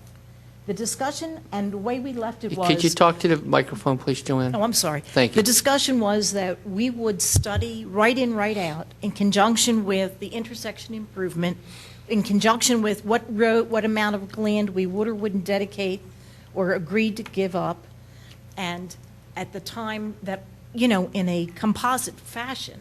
Not to say that this plan is contingent on right in and right out. That was never discussed with us at the time. And I don't we met. think anyone is saying that. I think Stephen is asking for a recommendation. And I think what we all need to, especially the applicant, needs to recognize, this is a recommendatory board. They make recommendations to the board of commissioners. And my instructions and my discussions with John is that this is an issue that's going to ultimately be decided by the board of commissioners. Right. And in fact, I think John and Bob both really didn't want the planning commission to jump down this rabbit hole, because it is going to be something that's going to be first and foremost on the board of commissioners. But that being said, we've kind of already gone down it, unfortunately. But this board, it can make a recommendation. It doesn't lock you guys in. And you guys can say, okay, you can make that recommendation. We don't agree with it. But that's what it is. It's a recommendation to the board of commissioners. It's the board of commissioners who are going to be the ones who are going to say, okay, you have to do this if you want the plan approval, or you don't have to do it.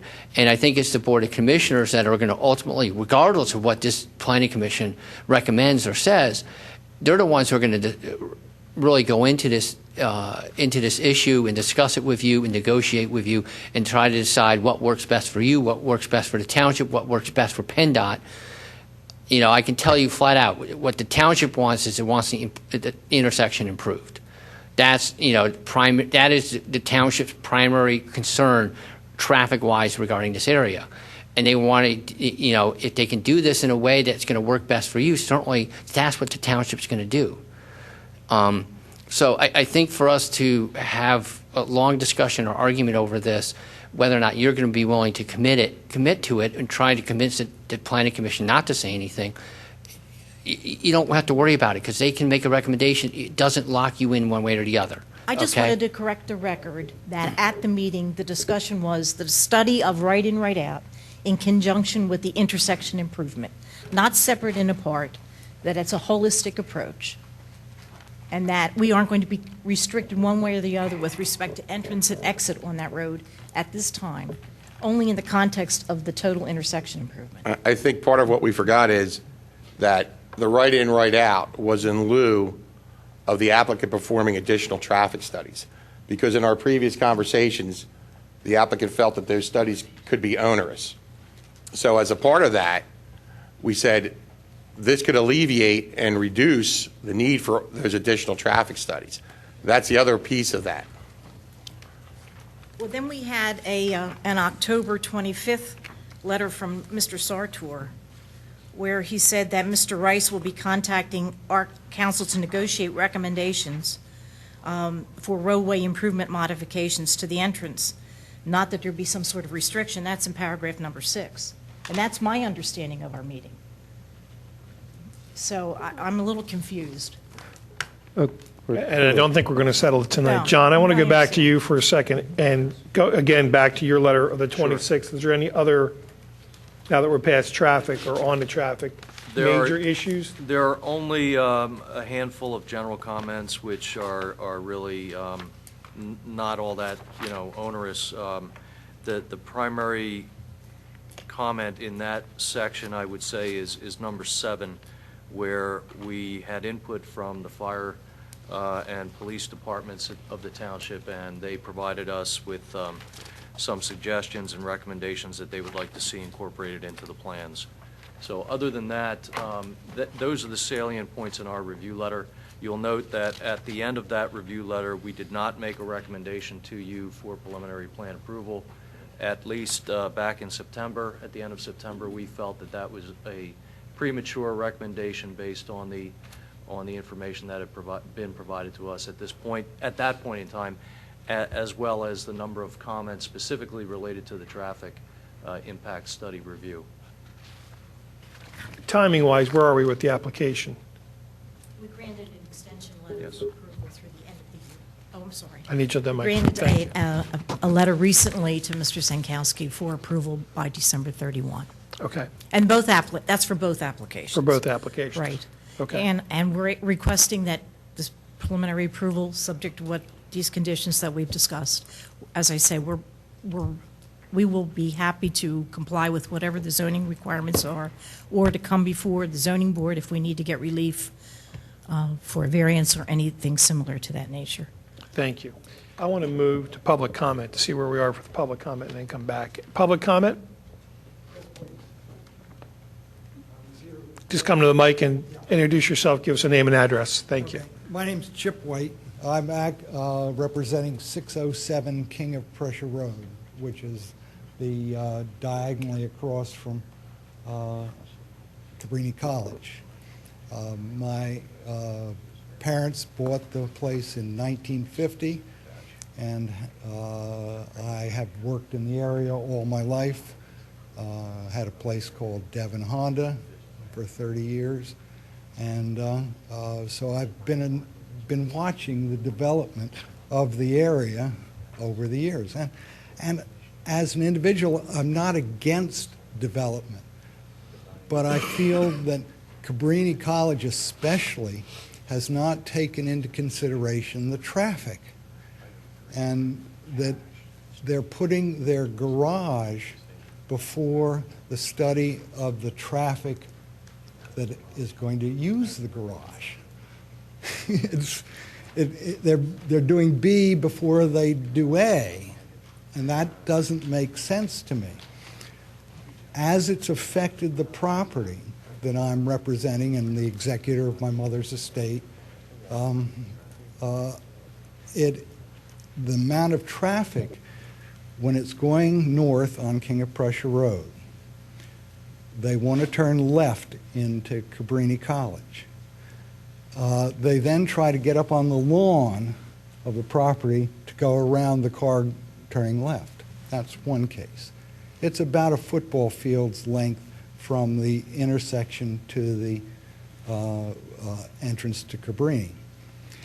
The other thing that happens is everybody's stopped going north. They now accelerate through the light. They then, the person wants to turn left, everybody has to stop, and it creates a rear end situation, and there are accidents. They then come get the cars, but they leave the trash of the accidents. Who gets to pick up the trash from the accidents? It's me, and I don't like doing it. And I'm sure you have police reports that tell you this. So then you got onto the intersection. I didn't realize it was going to be such a big meeting. Would you like maps of the intersection and the proposals? What I've already been approached to do is get an easement for a new traffic light and sign off on an easement. And they only want the equivalent of a two-car garage to take away from the property. A two-car garage for an easement for a traffic light that is going to benefit the college and not this property. This property has been taken advantage of since my parents bought it. Pine Tree Road used to be further south than it is now. It did not line up with Eagle Road. I have a 1948 map that shows how far south it was. They then lost the land on the north side of Pine Tree Road to widen it to make it line up with Eagle Road. That was one thing. The next thing is King of Prussia Road. When I was first learned to drive, I came out of the driveway and dipped down. It is now 18 inches higher than when I was first driving. Now, that was a while ago, I know, but it's 18 inches. You know what that means? Is that when water runs down King of Prussia Hill, it doesn't stay in the road, it goes onto the property. And nothing's been taken care of to do that. the sewer went in on King of Prussia and Pine Tree Road. Hubley was your man at the time. And I have to explain that my parents were very passive and didn't make waves and didn't think. And Hubley arranged for the people putting in the sewer to use the front yard for their equipment and thing and pay rent. They finished up, never paid my parents a nickel. And I'm the only fighter in my family, and was put down. And so I kind of see that that property hasn't wanted anything from the township, and yet everybody's going after it to take a little bit away. And I don't think that's a reasonable thing to have happen to that property as I represent it.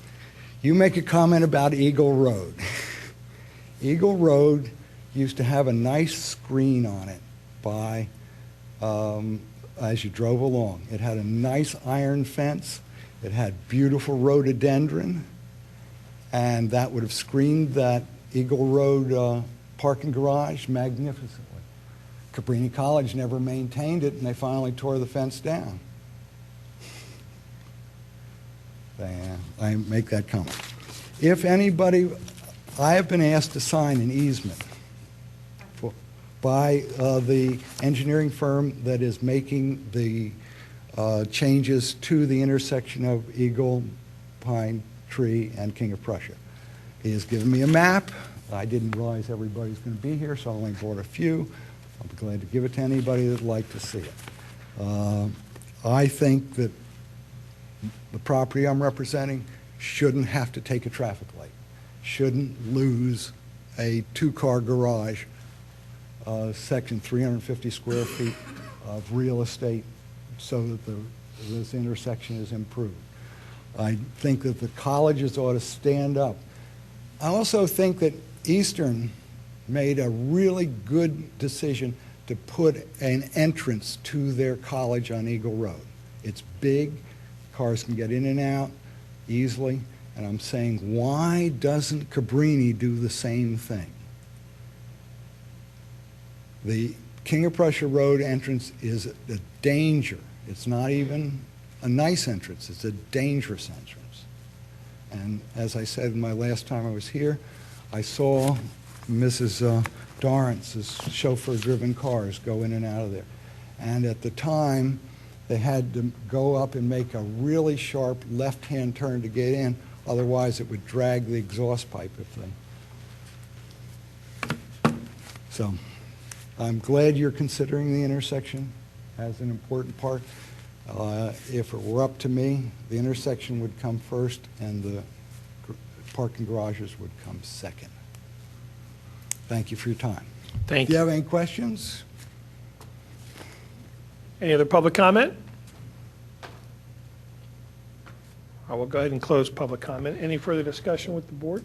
Ed, I have one Yeah. more question, because I looked through the plans. It's actually probably for the engineer. We had it was an overview, this development plan. I don't know if you recognize it. It was a very, pardon me? The 10-year plan? I guess Institutional development yeah, plan, I guess 10-year it is. plan. Yeah, it Yep. is. There's a section of it that's marked on Building 5 that makes it appear that perhaps that building is slated to be built either, I don't know what the symbols on this mean. I can see there's water. Can I approach Sure, this to see sure, what sure, Building sure. 5 looks like? I can't find this on the engineer. I don't remember what 5 was. I can't find this section on the engineered plans to know the significance Why of don't the we put it hash up on the marks. table? Yeah, Can we put that up on the thanks. table? Work from there? I looked on your engineer, I just can't find that particular southern piece of Building 5. The Building 5 that you're referring to is the parking structure. Right, exactly. So that water and the blue hash marks, what does that indicate? That was a stormwater basin. that's on campus, an existing stormwater basin, and that was just showing an area around that stormwater basin. So that's not like a riparian buffer or anything like that? No, it's a there were no man-made symbols. stormwater basin. Thank you. That was one question. Then the other question I have is that the traffic engineering study that was done by Tavani Yes. indicates that you need 124 parking spaces, but all the calculations show 120. I'll double check that. I believe his information was a previous iteration of that. Okay, thank you. I have a question for you. At that PennDOT meeting, the next problematic intersection is Upper Gulf and King of Prussia Road.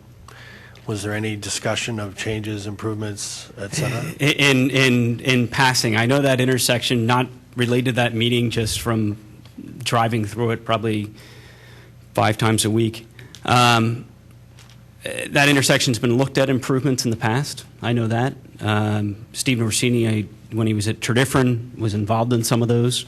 I believe that some of those discussions got very, very close, especially with the house that's at the corner of, what is that, the northeast corner. I think it's burnt down several times in the last few years. But there was discussion about aligning those two, but I don't think it's gone any further. I defer to Steve. I know he's been intimately involved in it. No, actually, that was a joint project between Tredifferin and Radnor at the time, and there were several iterations done regarding that intersection, going around the house, going through the house, and in the end, the two townships did not come to an agreement on how that should move forward, so it basically stopped at that point. I suspect I'm older than a few of the people in the room, and I recall a while ago there was a light briefly there while there was construction was going on somewhere else, and it seemed to make the intersection work better. I'm sure the neighbors at that exact intersection may not have liked the light. Did that come up at all? I mean, that's a simple solution as opposed to changing the lanes or realigning. There was no specific discussion about that intersection. Okay. Okay, as a quick recap, we're being asked to do a preliminary review and approval of this plan. The things that you're primarily focused on at this point are the 2 parking garages. They naturally will come first. Okay, and the reason for that, and the issues about what sizes they are and how big they are going to relate to what the longer-term plans for developing the campus are. Correct. Now, the building, which we don't know the shape of or the size, we know the size is going to be 60,000 square feet or something close to that, Correct. which is what you said. And look who showed up. That's the only. I mean, there's one other, and then you're also talking about the small piece that's going on the back of, was it Dixon Hall? Dixon, yeah. Okay, and then later on down the road, you're talking about adding a dining hall. But those things are they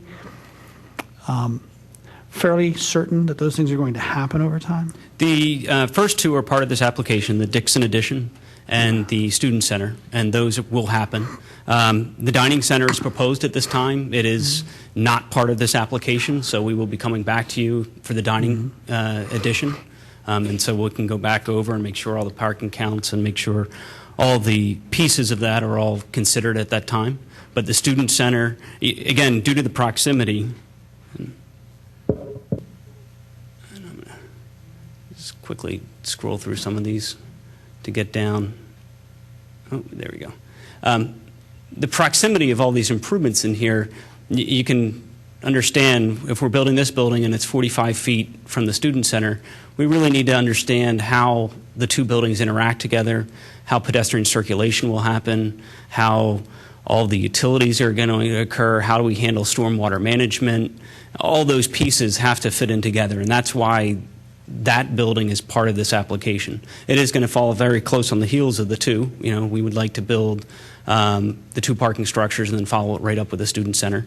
But really, it's all the interaction and interplay between those buildings, the circulation, the utilities, all those things that really make that building necessary to be part of this application. But the exact configuration, you may have a general idea of the configuration, but the exact configuration you don't know yet. And Is it necessary that you know that at this particular point? I guess that's my real question. I mean, By the time we get to final, we're going to know our first floor footprint. You know, we're going to know the hard footprint on that by the time we get to final plan. I have a separate question. Are you is that okay? my we're being asked to approve all 4 of these things. Correct. And the question is when you come stepping back a little bit and looking at it, the iterations of the building there, if we make 2 blocks or 1 block, it doesn't really change any impact. It's not going to change the stormwater. It's not going to change really any of the components of the project. So whether we make 2 blocks or 1 block, there's really no externalities to it. It's really all internal. And it's not going to change the number of parking spaces. It's not going to change the number of parking spaces. And the dining hall, when it's constructed, is not going, I mean, that's already been calculated into this. Correct. We've done the calculation, but that will be a separate application. We'll come into you at that time. I have a question for staff. Where the entrance for Cabrini goes up to Upper Gulf Road, that portion, that sort of leg portion of the property, that's interdifferent township? Yes? My question is just, you know, if within the Radnor portion of the project there, the college is proposing a lot of changes and changes in specifically in traffic circulation, then does Tredyffrin look at this? Is Tredyffrin supposed to have a chance to review this since we're proposing changes that are going to affect an intersection that's not in Radnor Township? I do not believe this was sent to them for their review. And just to, you mentioned traffic.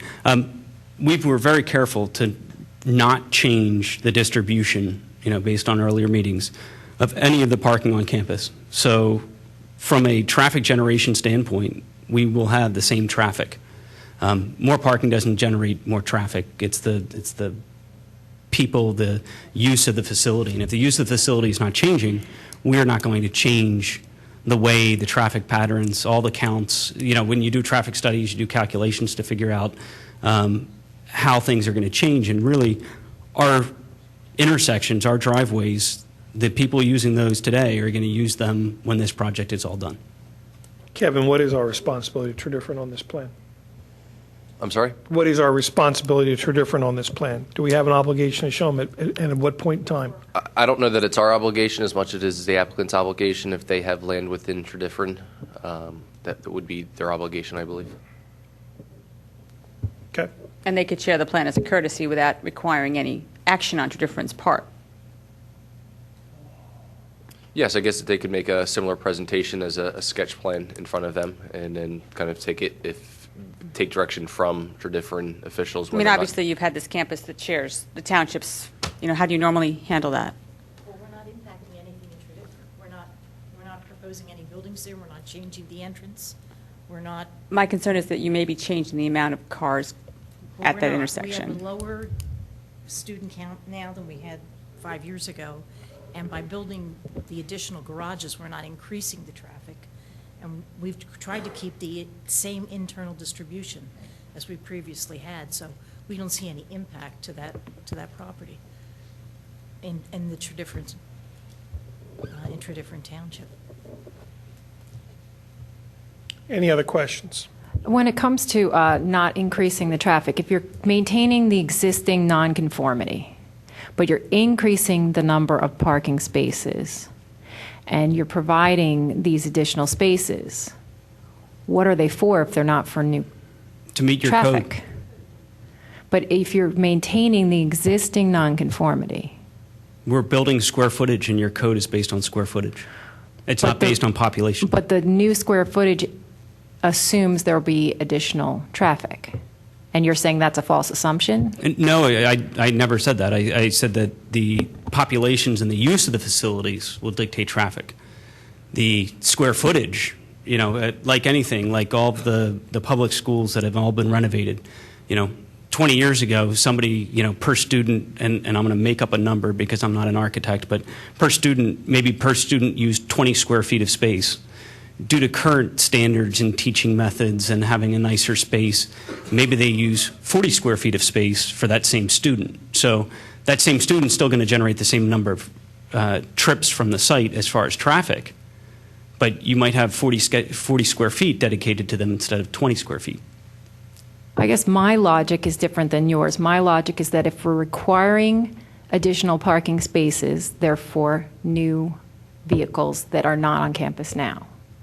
That's how my logic works. If we need more spaces, maintain the existing nonconformity, then that means there's more cars. And I don't know how that equation is. We're meeting your code. We're not saying those spaces will necessarily be full. Yeah, Well, I guess I'm assuming that our code is requiring spaces for cars that will actually park in them. Our code is based on square footage of building and how those buildings are used. So we believe that those cars are going to come. Me, that's it's a significant increase. That doesn't mean that they are going to come. Look, I But don't to know if assume the that cars they're are not going to come, I have to plan for them think to you'd come. have to have some kind of. We're planning for them to Right. come. He's just saying, they're right, we're planning for them to be there and come. Their point is that they're not going to increase the student population, it's not going to come. I'm not saying they're right, don't get me wrong, I'm just, If we all of a sudden said that we were going to eliminate our nonconformity and we were going to build 1,800 parking spaces, under your analysis, we'd have 900 more cars. We would not have I'm not 900 more proposing that you cars. eliminate your nonconformity. I What I understand, but am following- saying is that increase in the configuration that you have on campus, our code is assuming that that will increase traffic. I'm And used- until you prove otherwise, it's hard for me to say, well, no, there won't be any increase in traffic. The traffic analysis that was submitted shows that we won't change our traffic at our intersections. I don't know that the traffic that you submitted matches the current plan. It does. Okay. Also, just at this point, I'm a little confused about how the nonconformity carries over. I think maybe for your use it makes sense, but I'm not exactly following how you move from where we are now to where we're going as far as the additional building that's happening. Do you provide the amount of parking required for every new construction piece of this puzzle? Yes. Because it's not really clear in the way you're presenting it to us. We've done our best. Again, it's all based on square footages. So the table on sheet 3 shows what will be required. So the second column is what's existing. The first column was existing. The second column was required. And so the Dixon Center addition, which is going to be locker rooms and storage space, required 7 additional parking spaces. The campus center building will require 123 additional parking spaces. The future dining center has a reduction of 42, and it's just the way the calculations work out based on square footages.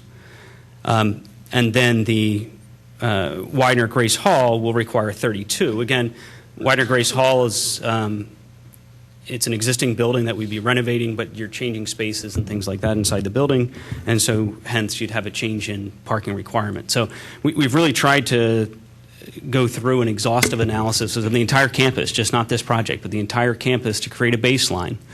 And by creating that baseline where we did, we showed that there's what I consider an unreasonable number of parking spaces required at 1,862 parking spaces required. And even if we had those 1,862 parking spaces, we would still use the same number we do today, because those are the people coming. They're not going to come and say, oh, well, you have a parking spot, I'm going to come there.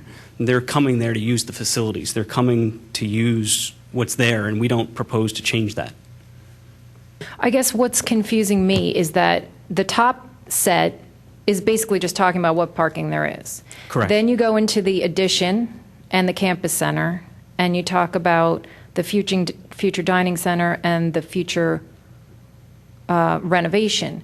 But that's the only area that you're talking about what's needed. But on top, you're talking about what's there. And those are two separate issues. Correct. What we're trying to do is we're saying... So is this the Dixon addition, the campus center, and the dining center, those are the only modifications to buildings that are proposed under this plan? the Dixon addition and the campus center are the only improvements proposed under this plan. As part of our overall campus, trying to be straightforward and really look at it on a comprehensive basis, is we also want to look at the future dining center and the future Widener Center improvements, because again, we don't want to build a 320-car parking structure when we need the 373. So we really needed to take into account and look in that long-range plan. A parking structure is a very, very expensive investment for the school to make, and that's to try to preserve green space on campus. It's not, we're trying to consolidate. We don't want to take a big green area and denude it. We want to try to keep as many buffers and the thick landscape and trees that they already have.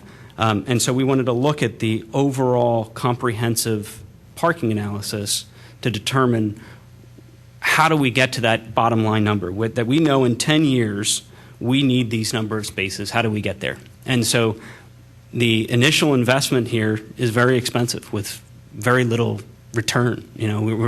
We're building parking structures. They're not sexy buildings. They're not something that somebody's going to come to Cabrini and say, you know what, they had a parking structure, I want to go to Cabrini. It's not something a donor is going to really want to spend money on. But it's really the infrastructure. It's the kind of the bones. It's the engineering part. It's the bones of the project. And then you can build the student center in an area that's core to campus. You're asking us to approve this, and I'm doing the math real quick. Technically, you need 130 new spaces because the future dining center and the future renovation of Grace Hall are not part of this application. In the interim, we're actually, when we do the dining center, we're actually decommissioning parking spaces in the Widener parking lot. Right now, there's 311 parking spaces in the Widener lot, and so we're going to decommission more of those in the interim.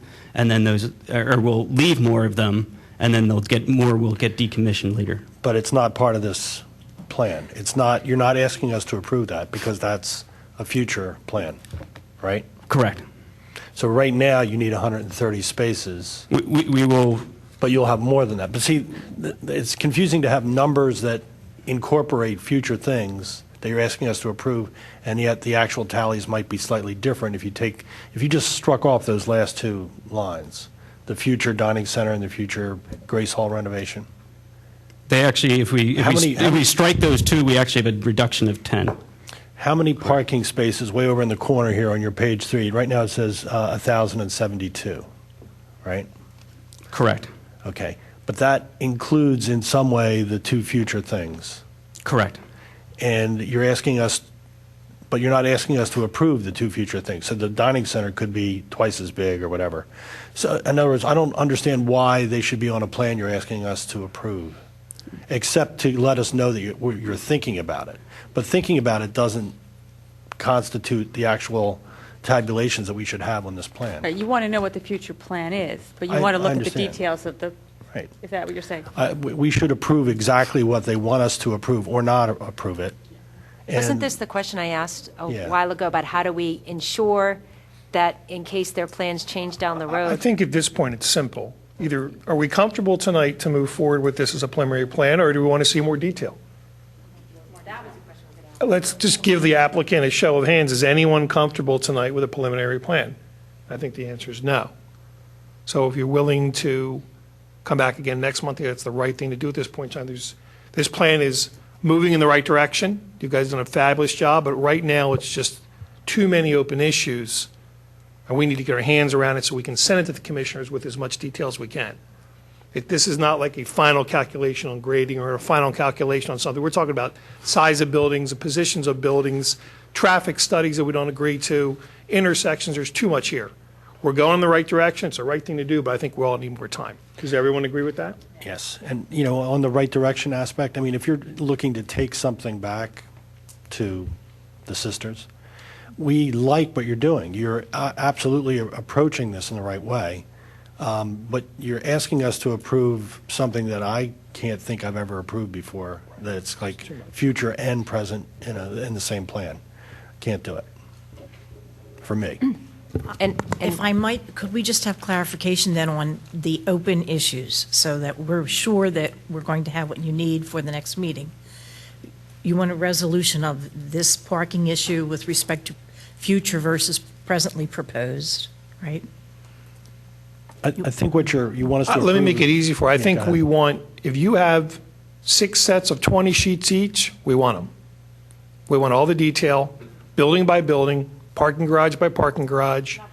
You know, not the dining hall, if that's not, whatever you're asking for, we do want to see all the detail. This is a great presentation, but this, like you said, it's kind of a advanced sketch plan. We would want to see the details so that we know exactly what it is. If it's 2 buildings, if it's 1 building, get with staff, work out those details, and bring that back to us. Absent the student center, I understand that. You have all the details on the other information. So just to be clear, you have Well, I all don't the have them grading. tonight. I don't have them We want to here. know what the large parking structure is going to look like. I want to know more about how that landscaping is going to So, be so used. you're asking for the aesthetics of the, I just want to make sure we get. Well, not the all aesthetics. You have in here that you're not sure the length of the building yet. Well, we're not going to give you an approval. I'm till- sorry, we two different pieces going on. Okay. One second, I'll ask. Okay, We have a size of a building, I understand that one. how many buildings, whether it's 1 or 2. Yep. The length of the building, because if the length of the building is going to be more than 160, it's a variance, and we wouldn't even see it yet. So again, I understand that. I understand it's the student center building in general. right, I think we have to agree on a traffic study, and you have to get with staff, so we're more comfortable of where we're going with the traffic. We understand that neither you as the applicant nor the staff can come to a concrete decision there because it's going to be a PennDOT decision. But we at least like to hear that you've worked with the staff to come up with what you two think is the best plan that we can then send to the commissioners. And we all know that could get trashed by PennDOT. So I think they're really, everybody else help me out, but I think they're the 5 major issues as I see them. And maybe I got 2. I'm sorry, I got 2, the student center and the traffic study. And I think the future Well, okay. items should come out of the plan. Pardon? I think the future items should come out of the To plan. parking calculations. That's fine. You know, that's a. Yeah, and you can bring them down to it's less 2. than 1% of our parking. We just decommission fewer spaces. Right. That's not a problem. What can you define as future? No, you list the dining center and Grace Hall, and you say that you don't want them approved, but they keep showing up in this plan. I think the cleaner way to do it is not have it in there. I certainly appreciate the information and the guidance that you're Yeah, giving. it's a net reduction of 10 spaces. But on if that. we're not approving it, and the commissioners don't approve it, then you could make it twice as big, you know, a year from now or whatever. And just- you don't want us to approve it, and that's fine, but take it out. No, it's no problem. Just clean up with staff, everything else in the 2 letters, all the remaining items, or just clean up as many as you can. I do have a question, though.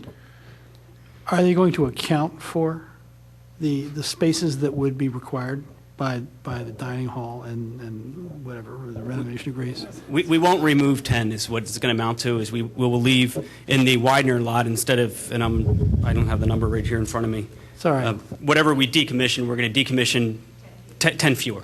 And then in the future, we'll just decommission those other ones. It's not a problem. If I could throw out one thing, and I have no idea if it's a non-starter, but it may be the right-in, right-out King of Prussia Road thing.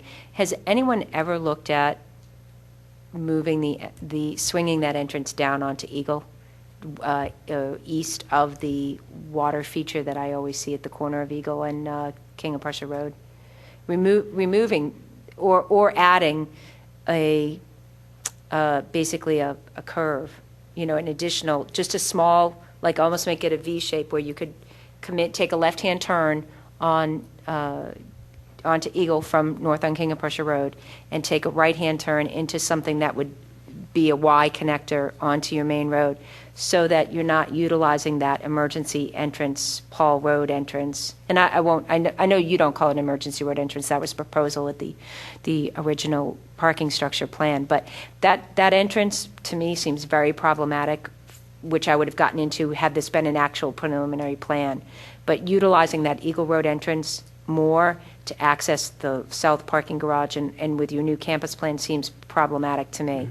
And I don't know if another thing to consider would be to make a small, almost like make that into a Y-shaped intersection where you could take a left and go into. One point I'd like to make is when we first came for our 711-car parking structure, if you recall, we had a room full of neighbors that were here that weren't necessarily happy with it. And a lot of the mantra we heard was no road on Eagle. and no entrance on Eagle. And if you look around tonight, you know, we had one neighbor across King of Prussia, but that was out of the extent of having 120, you know, or I think it was 100 neighbors. We've, I think, gone a long way to address the comments. I think that may you make it a non-starter. I just was trying to think about staff's comment about right in, right out on King of Prussia. But it may not be Right. the best solution or even workable. I would like to see more details on the south parking structure building.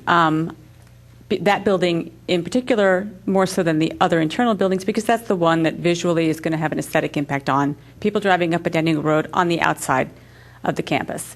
I'm not saying we want to see the finished architectural drawings, we don't. But, you know, you're saying, well, it's probably going to be stone walls, they might be curvy. I mean, some idea. Is it going to be steel? Is it going to be stone? Is it going to be... A lot of the idea of that building is that you don't see it.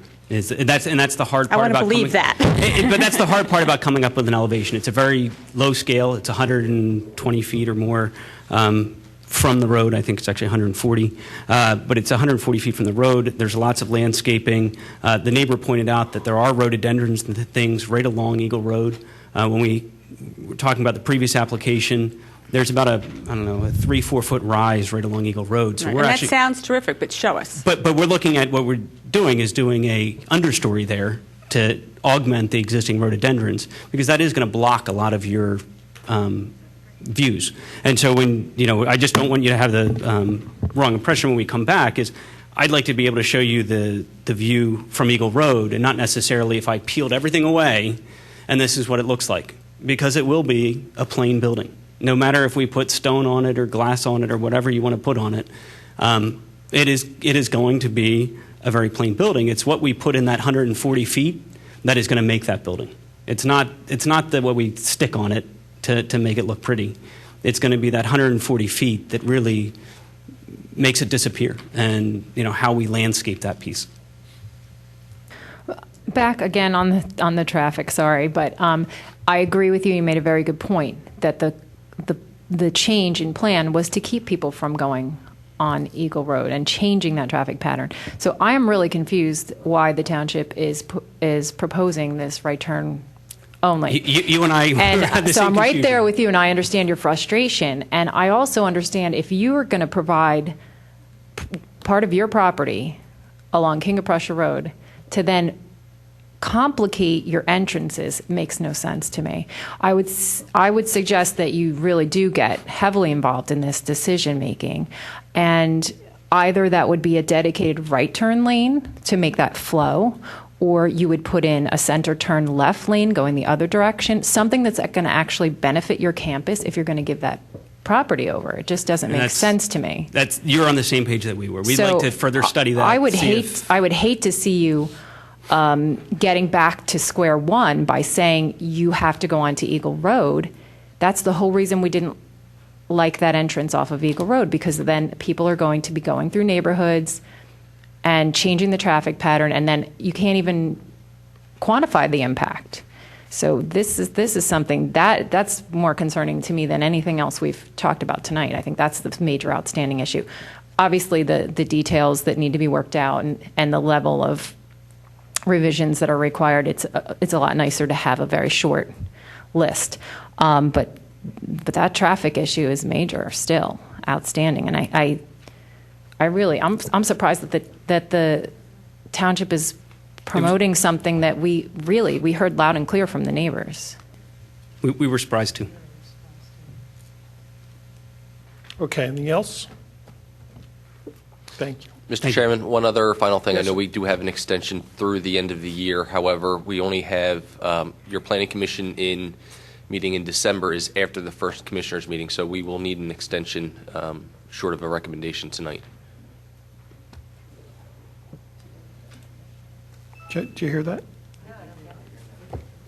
Will not meet in December after we've met, so we need an extension from you Past December. past the next, Is that okay? the following Okay. commissioner meeting. Thank you. The only thing I'd Thank ask, would it be possible to waive the, I believe it's a 30-day requirement now before your next planning commission meeting to submit plans? Because basically now, if you said that we had to address all the comments and resubmit and wait 30 days, you're saying that we can't come back in December, we're going to come back in January.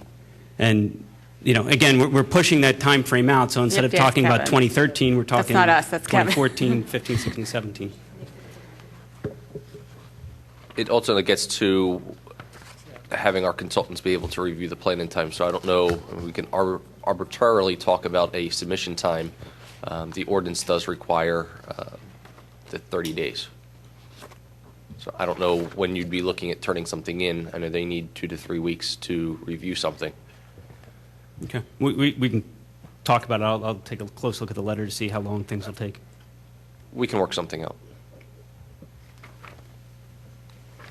Thank you. We could meet on Christmas. Yeah, why not? Okay, next one on our list is ordinance amending Chapter 255, the Radnor Township Code, subdivision and land development ordinance to establish regulations for the mandatory dedication of recreational land as part of the subdivision or land development, and to establish a fee in lieu of dedication for the recreational land when it's determined that the dedication of the land required for recreational purposes is not feasible. Glad I don't have to memorize that one, Kevin. Wow. Only stumbled twice. Can we turn that ball over to you, please, to walk us through this? Absolutely.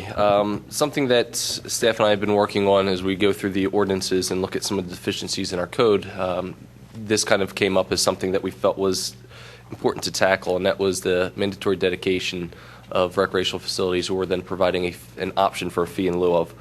It is something that a lot of municipalities have. It's something that we do not have. And we thought that we would put this in front of you so that any land development or subdivision coming from this point forward, or when this would be adopted, would be required to provide either that land area facilities or the fee in lieu of.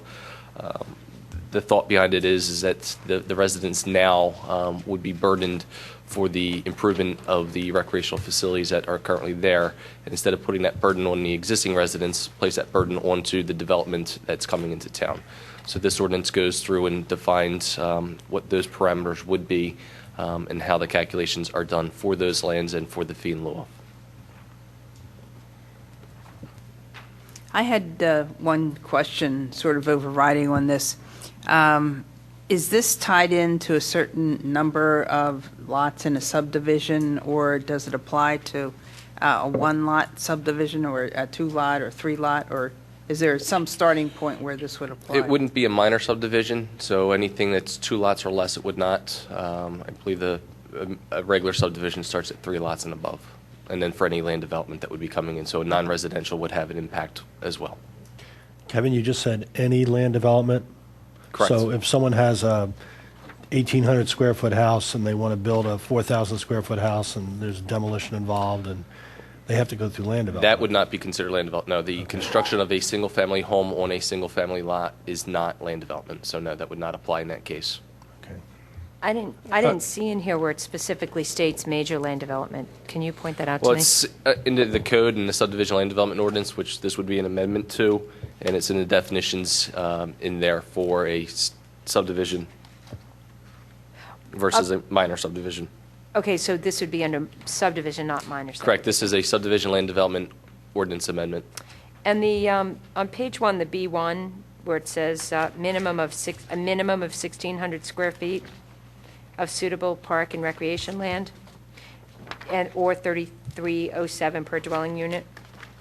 Where the numbers seem arbitrary. Where did they come from? I can tell you where those came from because I prepared the calculations as soon as I find my cheat sheet.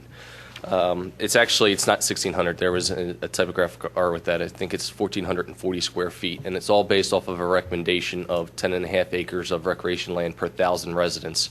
So we basically do a calculation to determine the number of residents based off of the census, look at the size of the number of people in a dwelling, which is 3.5 people in a dwelling, do some math, ultimately come up with 326 acres of required recreational land, put that back into the ratio, and then you come up with the 1,440, and then do an assessment off of what a property would appraise for. And we did an assessment. We did a couple different analysis, and the lower assessment came in at $100,000 per acre. So you take that 1,440 divided into the 100,000 per acre, and that's where you come up with the 3307. So the 1440 and the 3307, that math matches up? Yes. It wasn't 1600 with 3307? No, it was 1440.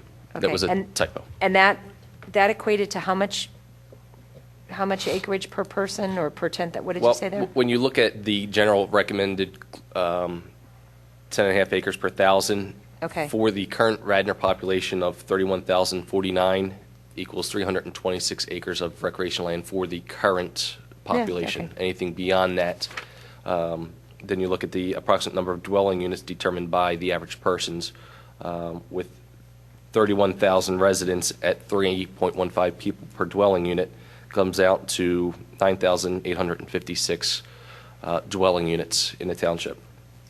Take that 326 acres, divide that by that 9,800, that's where you come up with the 1,440 square feet. So in number 2, B2, where it's 2,500 per 4,000 square feet of building area, is that also tied to some calculation? That's on page 2?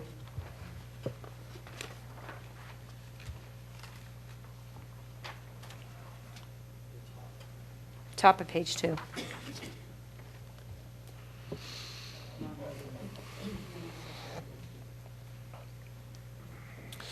That is, and I don't have an explanation for you right now. I know that was something that we wanted to look at, both residential and the non-residential aspect of it. And I Okay. worked with John's office on preparing that, and I don't have the numbers for that in front of me.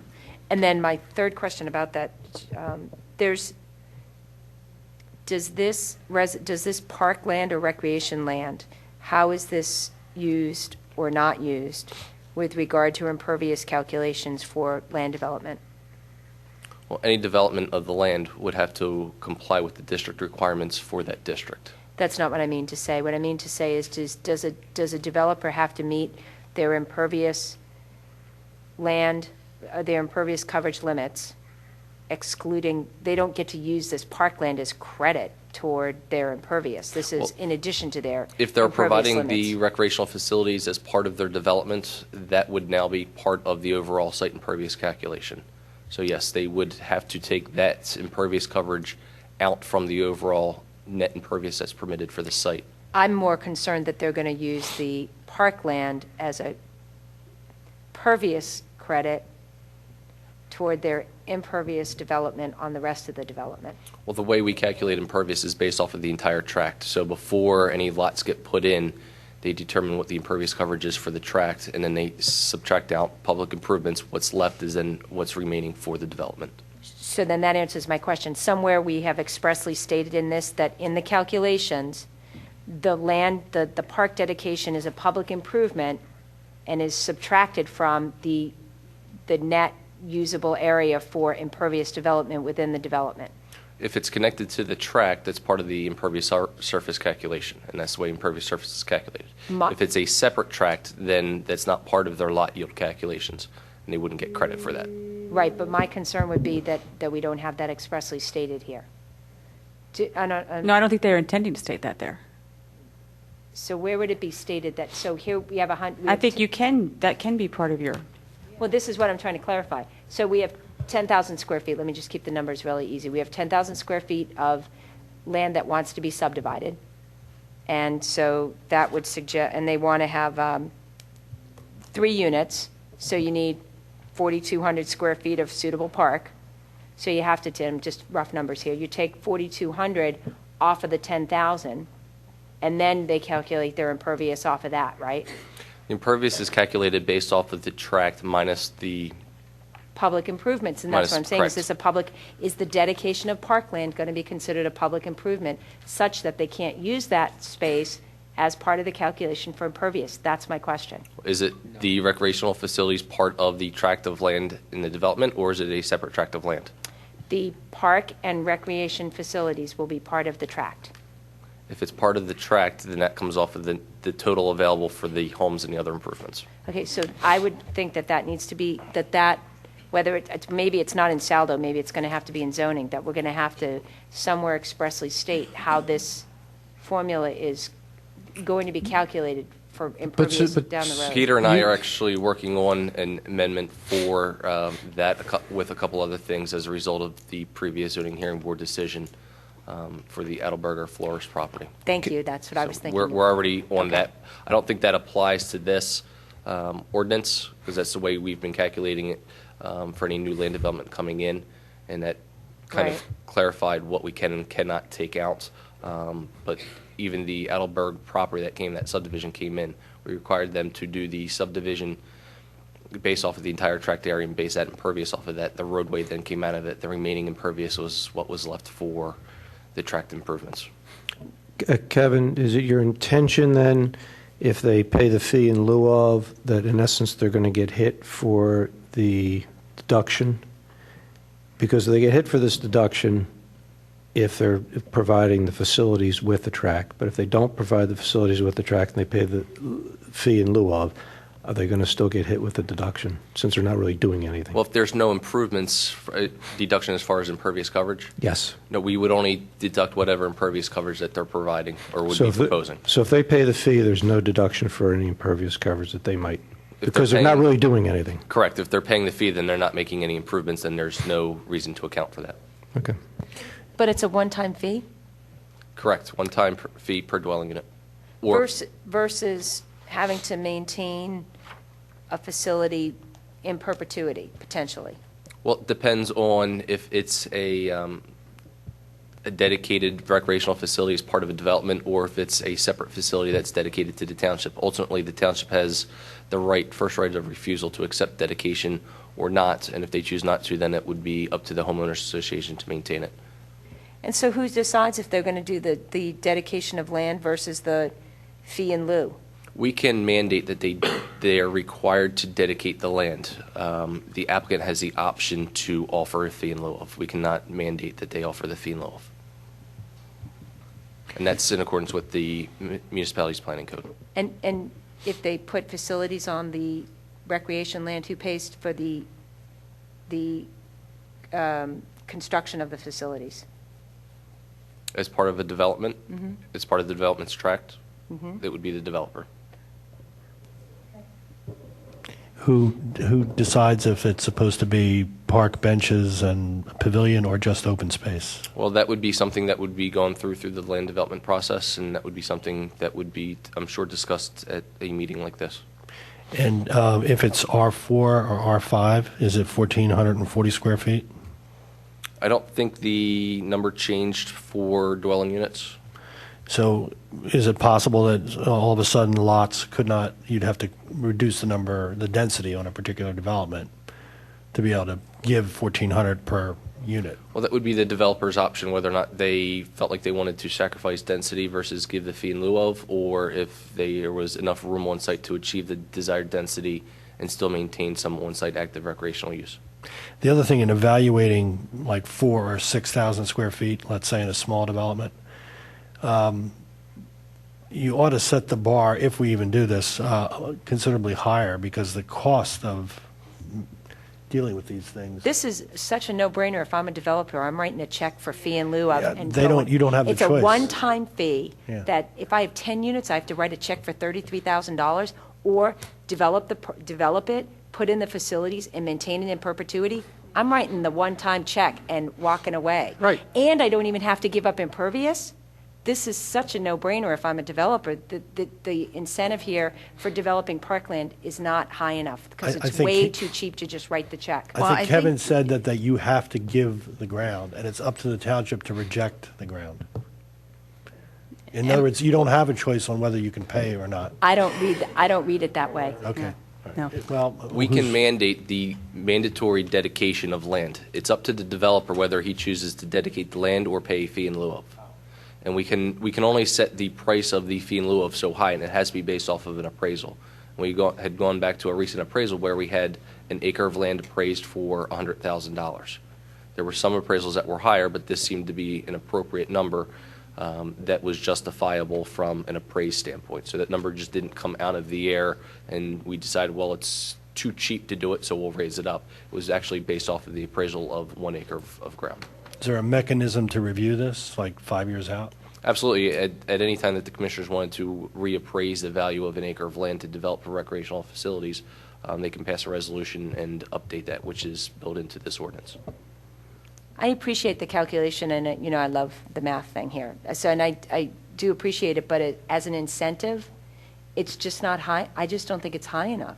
I think it's way easy. Some of you guys have more experience with development, but if you had the opportunity to write a one-time check, and that's it, you don't have to maintain the property. But on the other hand, if they're just doing 4 or 5 lots, there's not enough room on that to put in public open space. And plus, I think you're forcing somebody to give up their property. So basically, you're saying, look, you need to it's a forced donation to a land fund, is the way I see it. And personally, I have a problem with that, but you're doing it, and, it's going to be done. But I have a few questions regarding the type of developments it would go with. For example, if you have senior citizen housing, or say over 55 housing, how are you calculating those units or apartment buildings? Is it per apartment? Well, it would be per dwelling unit, so Which would be yes, per apartment. Per apartment. So that could get pretty costly if you have, an over 55 type of development in there. It's also built in where, a lot of those facilities, those types of developments do have those facilities part of the development. Yeah. So they would get credit for that. It is a subdivision land development ordinance, so there is room to discuss the appropriateness of the fee and or the amount of recreational land. In some cases, you may find a situation where what they're proposing doesn't quite meet the ordinance, and they get a waiver for the remaining portion of that, or they do a combination of a portion of improvements and a portion of a fee. Are other townships are doing this now? I had done a quick survey of the adjacent municipalities, 12 in total.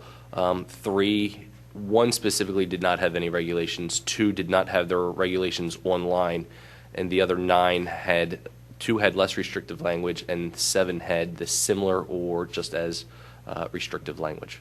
For example, Tiffin, Lower Merion, what are they doing? Lower Merion did not have anything in their ordinance. Upper Merion had a suggestion of the developer consider providing recreational land. Tredyffrin had very similar language. Newtown Township had similar language. Similar language to what we're proposing. Marpole Township just had a per lot assessment, and that's like a traffic impact fee where they went through and did a specific study for that. So it was a slightly different ordinance, but same parameters. Haverford, Edgemont, Middletown all had similar types of ordinances, similar structure. Okay. Aston did not have their ordinances online. Thornbury had less restrictive language. Concord Township had similar language, and Upper Darby, I could not find their ordinances online. Okay. But in Lower Merion, if you develop over 5 acres, there's a whole easement thing you have to do, right? I didn't get that deep into the ordinances. In Lower Merion, anything over 5 acre development, there's a conservation easement. There may be ordinance requirements in all of these municipalities for open space depending on the type of development, but these were specifically recreational facilities as part of the development or fees in lieu of. I'm wondering if we should get any more specific into the type of development. Well, it's all development. All. Okay. Because the next page talks about, non-residential development. All right. Okay. But this would not apply to somebody building a house or reconstructing a house on a single-family lot. That's not considered land development, nor a subdivision, and would not apply in this instance. Okay. One other little thing, it's just a technical thing on the proposed legislation.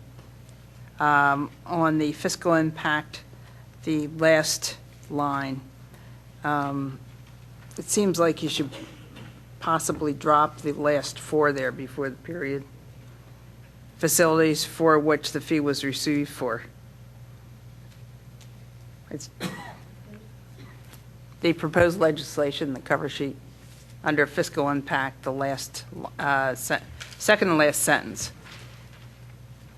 Recreational facilities for which the fee was received for. It seems to me it would be a little better if you didn't have the second 4 there, unless it means something legally that I'm not aware of. I'm going to make a comment here. I looked at the ordinance, page 2, C3A. It says the site should easily be accessible, have good ingress, egress, have accessible public road or to a road to be dedicated as a public road, or a road which the residents of the development in which the site is located can use to reach the park. Is it going to be limited to the people that are in the development? In accordance with the MPC, these facilities are intended primarily to serve the residents of that development, but they will be open to all residents of the municipality. Does the way this is worded restrict it? Prohibit non-residents of the development? I'm asking a question. I could easily read it that way. Okay. Well, typically, if it's a public park, it would be dedicated, not only for residents to use, and we don't go out and monitor who's using our parks, but it just needs to be primarily accessible and then for the intended use of the residents at which it was mandated for. And if it serves other populations, then that is okay as well. All right. Another next question when it comes to dedication. I'm not an attorney, but I was under the impression if property is dedicated to the township or whatever else, that in effect the township is responsible for it. They take over. I mean, for example, I own out to the middle of the street in front of my house, but I don't have the snowplow come and clean it off. The township does that. I mean, it's dedicated property. It's mine, but I have no real control over it, other than being forced to do the sidewalks. Yeah, dedication is a process where the landowner dedicates the property to the township. The township takes the property by deed. They become the owner of the property. In your example regarding the road, it's actually the township does have an easement over it. It's not dedicated, although you could dedicate an easement arguably. But dedication is just a specialized process where someone is granting the property in full ownership rights to the township. So when you dedicate parkland, the township becomes the owner of that park and normally would be responsible for maintaining it unless there's some other agreement between that property owner and the township or developer where the developer says, we're dedicating you the land, but we'll take care of it for you. Wouldn't it be a bad idea then generally for the township to actually take title? Number one, you take it off the tax roll. Number two, the amenity is for the development that's being created, and the township's then responsible for it. I guess that's in the practical execution of this. The township will almost never take title. You grant the option to the township, and in some townships, you do take title because it's if it's a large enough piece of property, and there's no public parks in the area. The township wants it to provide a parkland for all the people in that area. But I think in a township like Radnor, you're not going to see those huge developments anymore. I don't think you guys have that type of open space, or you have very little of it. So, and that's why you provide the fee, the alternate fee to the actual land dedication, because when you get a lot of these little 4, 5, 6, 7 lot developments, you don't want these little pieces of land. They're useless and they're a pain to take care of, and they really provide no purpose.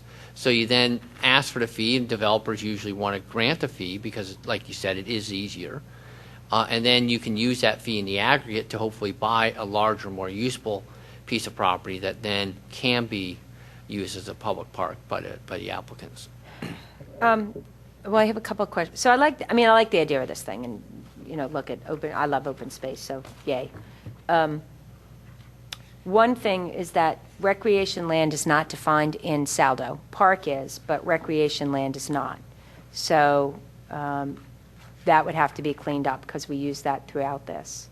And I do think maybe a little bit of thought should be given to different categories of development, maybe, and I looked at 255-44.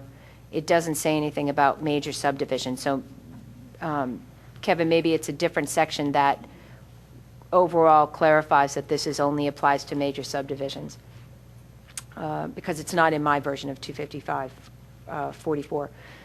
But I do think that we maybe should define that this would apply to over a certain amount of different standards should perhaps apply to different sizes, tracts of land. That's what I'm saying. I can think of smaller tracts of land that, one fee structure or one amount of dedicated space would make sense, and then some larger tracts of land that bigger dedication or larger incentives to have them dedicate land might make sense. And I don't know the answer to that. There's two very different size developments in the township I could think of that,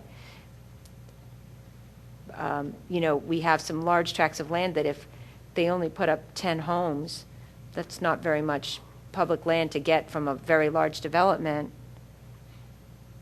in return for the amount of space. Yeah, but then you want to move to on a square foot basis. Well, that may be the thing to consider. Or But just, I think what Kevin was, which I've seen in other townships, it's impact fees of $1 a square foot or something per square foot. It sounded to me like staff was trying to tie this to actual usage based on dwelling units, with the whole formula and things like that. I'm not adverse to either direction. I'm not adverse to either direction, and that's why I think it might be appropriate for us to think a little bit about should the direction in which it goes be tract dependent.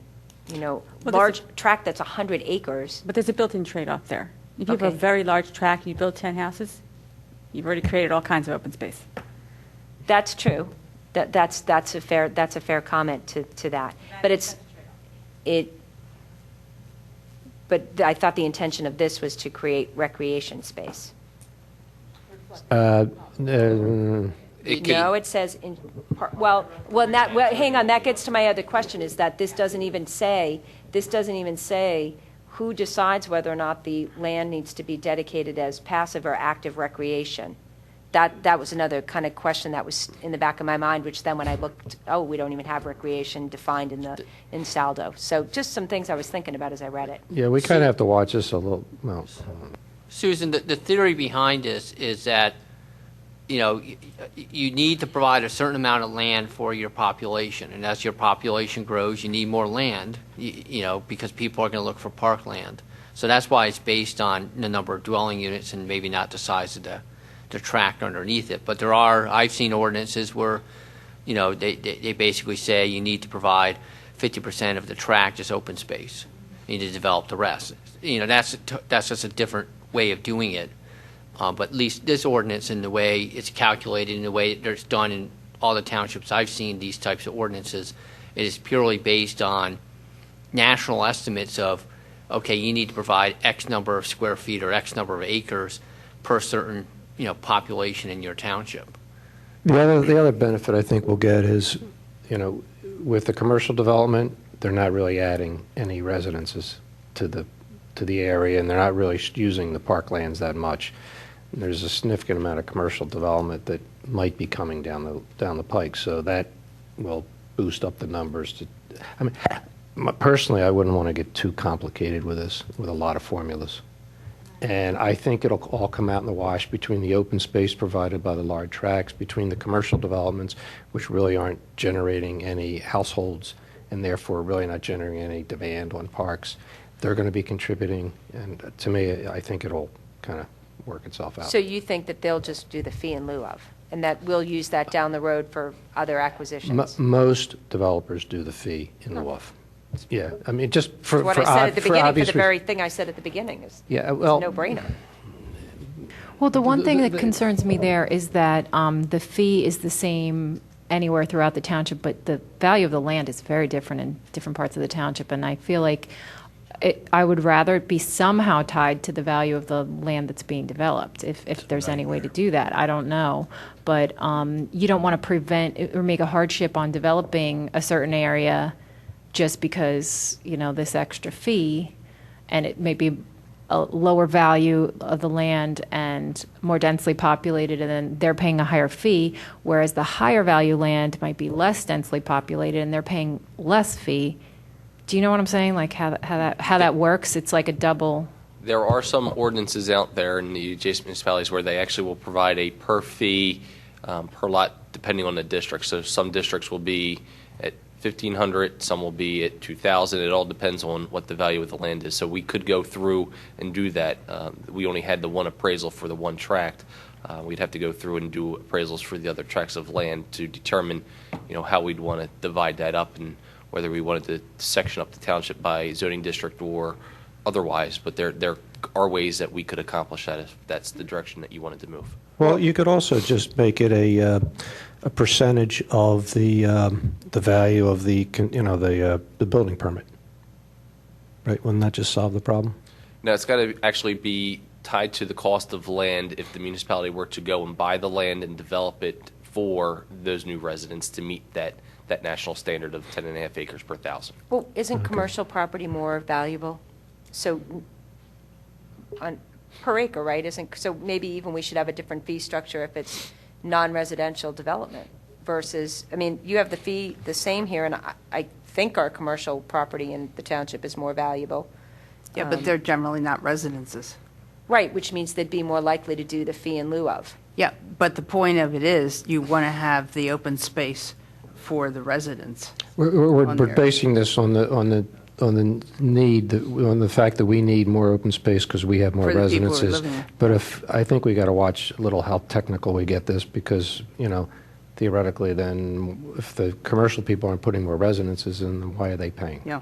I wouldn't undersell the use that the people, the non-residential uses in the township use our recreational facilities. They're heavily used during the lunch hours, and these fees that would be generated if we build up a pot for that have to be dedicated towards recreational facilities, would go towards the replacement of those facilities that are being overused in no small part due to the non-residential uses of the township. I have a question on page 4, section 4. Upon request, the township shall refund such fee plus interest accumulated thereupon. It's talking about the refunding of it. Is that something that has to be in that you have to refund in 3 years? Because when I see the way things move as far as purchasing open space, it moves very slowly, and most of this I can see would not happen in 3 years unless it happens to hit a point where a purchase has been pending. There are certain parameters laid out with the implementation of this type of ordinance in the MPC, and that is one of the requirements that we would have to have that in there. And we're not necessarily purchasing land. It can be recreational facilities, it could be replacement equipment, it can be a variety of things related to recreational uses. So Okay, how about maintenance? Is that included in it? I don't think maintenance as much as it would be for Like capital if expenditure of some you're looking sort. at maintenance of recreational equipment, a playground set to maintain that and replace some components, yes, it could be used for that. Okay. Kevin, in the mixed-use development, which of these calculations would apply? You would apply the residential component to the residential and the non-residential component to that. So you'd look at the square footage from the non-residential side and the dwelling units from the residential side. And add it together? Yes. Okay. I have a question, a couple hypotheticals. If this was in place in Luella Court, and it was coming in, and they're taking it from 25 apartments to 12 condos, do they still have to pay $36,000 or whatever, $43,000? I think we would throw that on the table, and that would be a discussion at this level and at the commissioner's level. So yes, I would, as staff, I would recommend that they would be required to provide that. And my second question is, Cabrini came in tonight, and they're going to build 60,000 square feet. Does that mean they need 15 times 3307? Yes. Whatever the calculation is, I don't know that that's...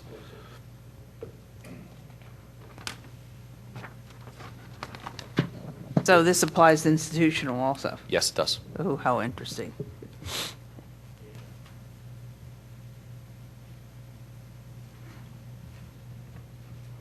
Kevin, conceptually, the commissioners have not seen this or asked for this. This is just something that you guys did on your own? Well, it was something that staff decided that there's a potential loophole in our ordinances that we weren't covering, something that Right. a lot of the area municipalities were. We should probably take advantage of that. The longer we wait, the longer to implement something like this, the more development that goes through that we can't take advantage of. This was in front of the commissioners who then had authorized this to come in front of you, Good, okay. in front of Park and Recreation.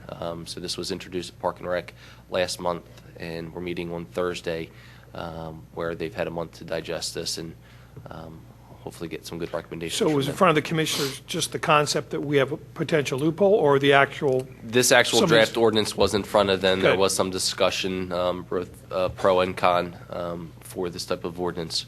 But they ultimately wanted to then get it out in front of the various boards and commissions to get your input on that.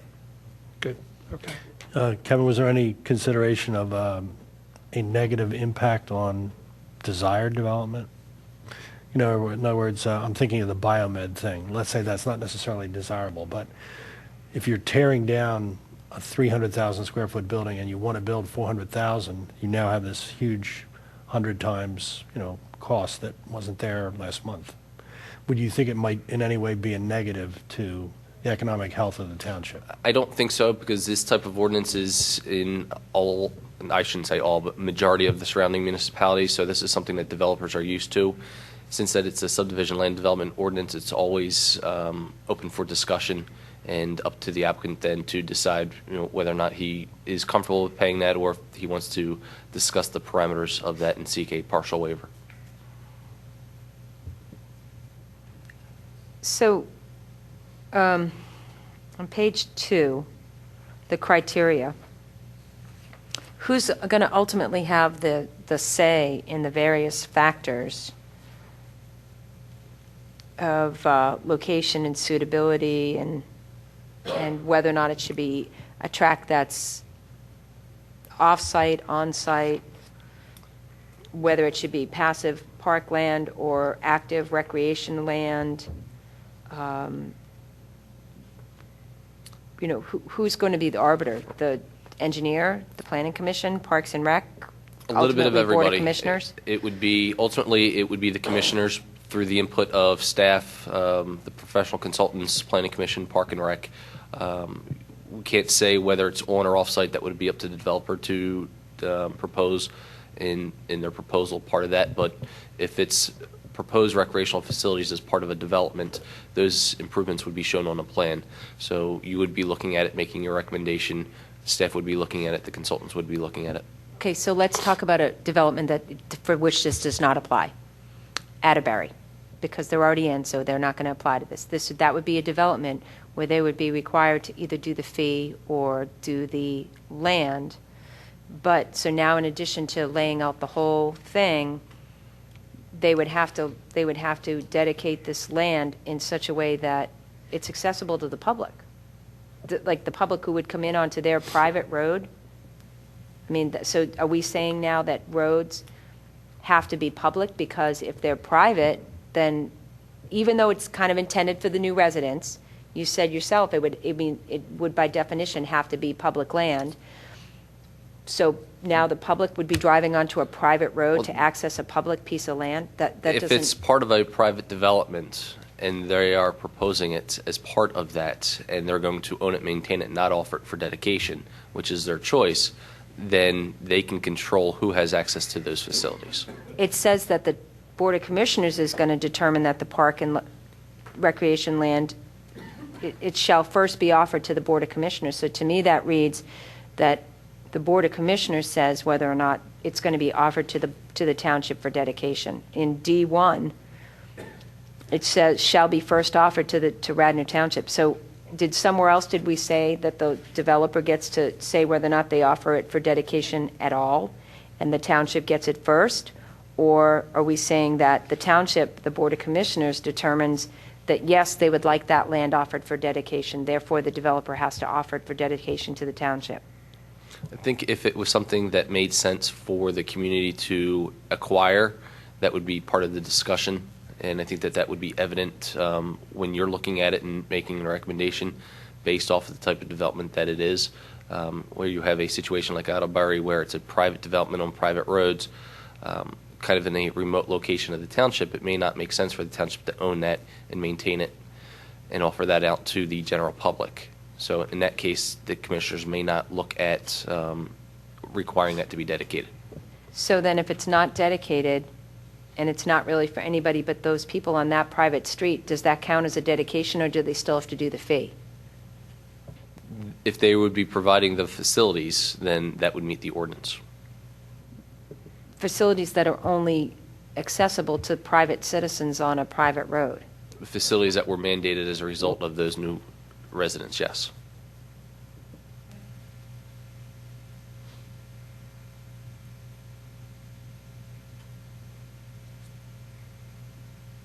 Any other comment? So do we need a motion to send this back to the commissioners that we're looking for here, or is it just? I just want to echo a little bit that Kathy said at the very beginning of this. This is, basically a revenue thing, and I'm not enthused about this. I think it unfairly hits development, which occasionally is redevelopment.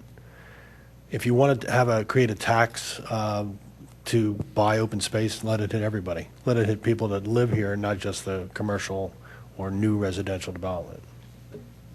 Approach it a different way.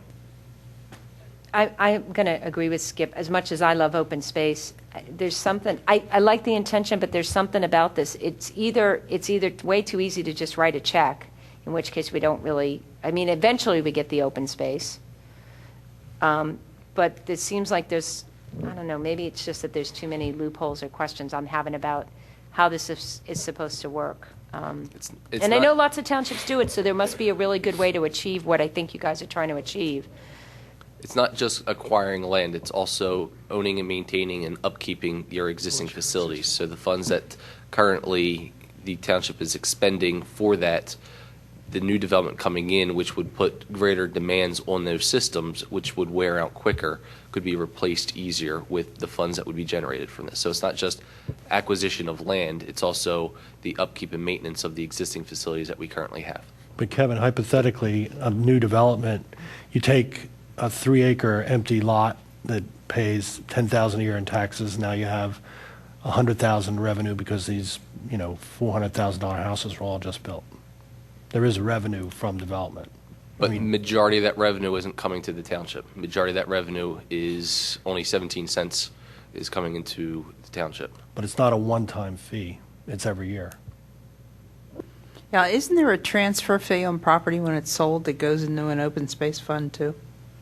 I vaguely recall that. Yeah. A little portion of it goes to open space. When we have transfer tax, there's like 1/4% or 0.5% that goes to the open space fund. Or it used to. That may have been stopped, but it used to. Is that correct? I don't know. Do you know? No. Okay. Yes. Any realtors here? But that's why I asked the question originally. If the commissioners have seen this, they obviously like the concept.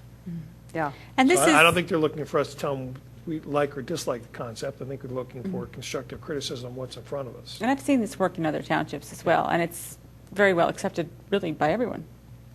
Well, because they don't have a choice, basically. But I haven't, well, only dealt with it. Again, let me go back to my question. So we're looking for a motion to approve the document tonight, or what are we? Approve the document as is or some changes, so approve with changes, which then it would go to the commissioners for their consideration and then back in front of you anyway. Well, the only change I would be looking for is somehow to figure out that fee to make more sense with the varying applications of this, so that it's Based on the not value of the overly land. burdensome on some and negligible on others. Break it out per districts. Or somehow tie it to the value of the land as it's taxed or something. I don't know. You can figure that out as long as it somehow relates a little closer to the project at hand. My feedback would be, you do need to define recreation land, only because it's not in Saldo. And some of the vagueness here, where it seems like it's a little bit, first of all, I do not see where this is tied to major subdivision. So if we can find that out or clean that up. And then just some of the questions I asked about, well, how would it work with the private road and the public? Some of that I think needs to be thought out a little bit, or maybe it's loopholes, maybe it's just, I don't know what it is, but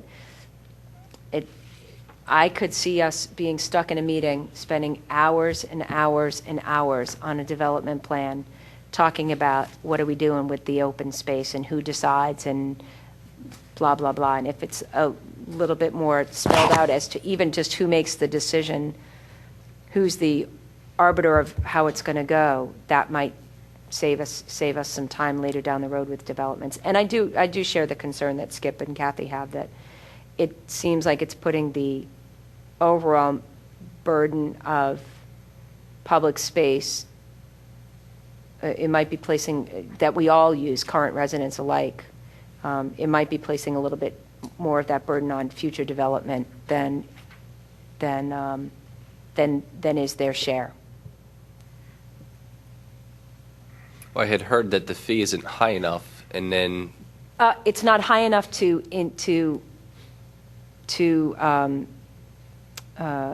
motivate the developer to actually dedicate open land. That's what I said.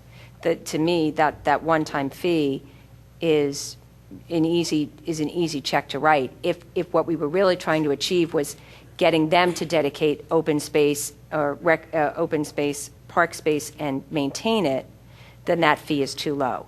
If the intention of this is really just to generate fees to support our current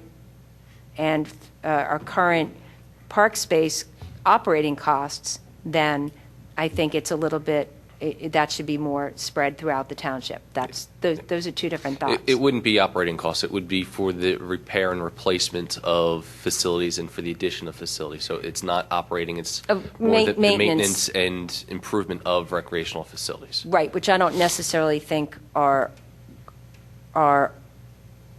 inordinately used by new development. That's the semantic, and the Board of Commissioners will hash Right, but that we're not out. supposed to vote on that, so let's No, just... we're not. It's kind of It's my late, so Yeah. let's just stick to the I think we got it. subject matter. So we have 5 areas I think we're looking to comment on. A fee, varying, sliding scale, if you want to call it that, to define recreational land, to clarify major development, think a little bit more about private roads, private lanes, and how to be affected there.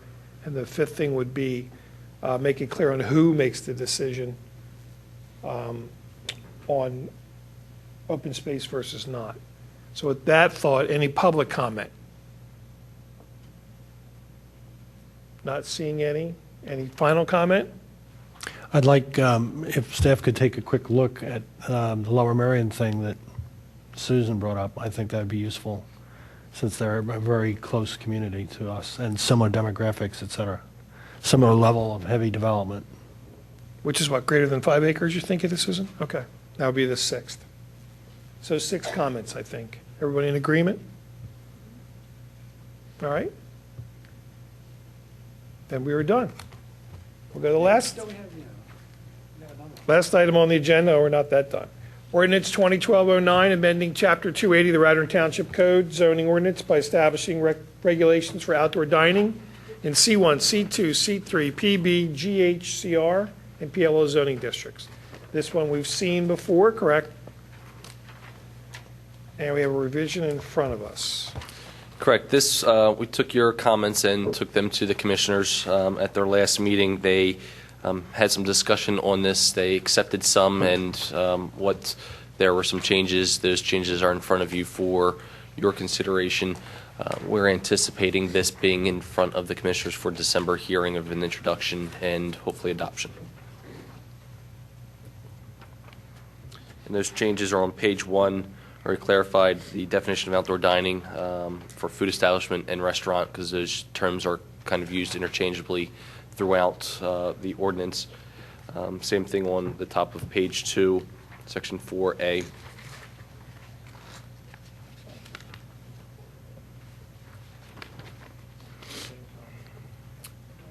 And then the rest of the changes are on page 4, dealing with the outdoor dining hours and where outdoor dining can and cannot be located with respect to single-family development adjacent to it.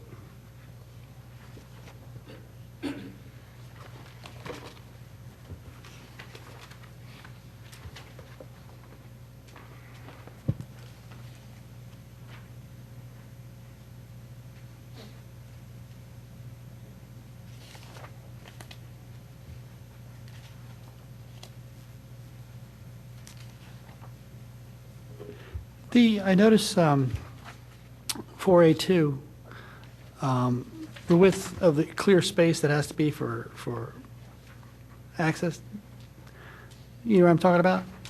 Page 2, section 115.3A, 2, it says that the minimum sidewalk of 48 inches shall be maintained free and clear at all times for pedestrians measured from the inside of the curb to the outdoor dining barrier or to the limits of the outdoor dining area where a barrier is not provided. Such an area shall not include outdoor dining area and shall be free of surface obstacles and obstructions, hydrants, streetlights, parking meters, so forth, see figure 13. We don't get that now, do we? I mean, is that in the ordinance, as the current ordinance? I'll have to check. Section 115, Number 2. 23. A2. 115, or Section 4, Article 20. Okay. Then A, and then 2. Yes, that provision is in our current code. I think it's slightly changed because we had discussed if there's not a barrier, that we need to make sure that the 48 inches does not include the outdoor dining area. It's on page 2.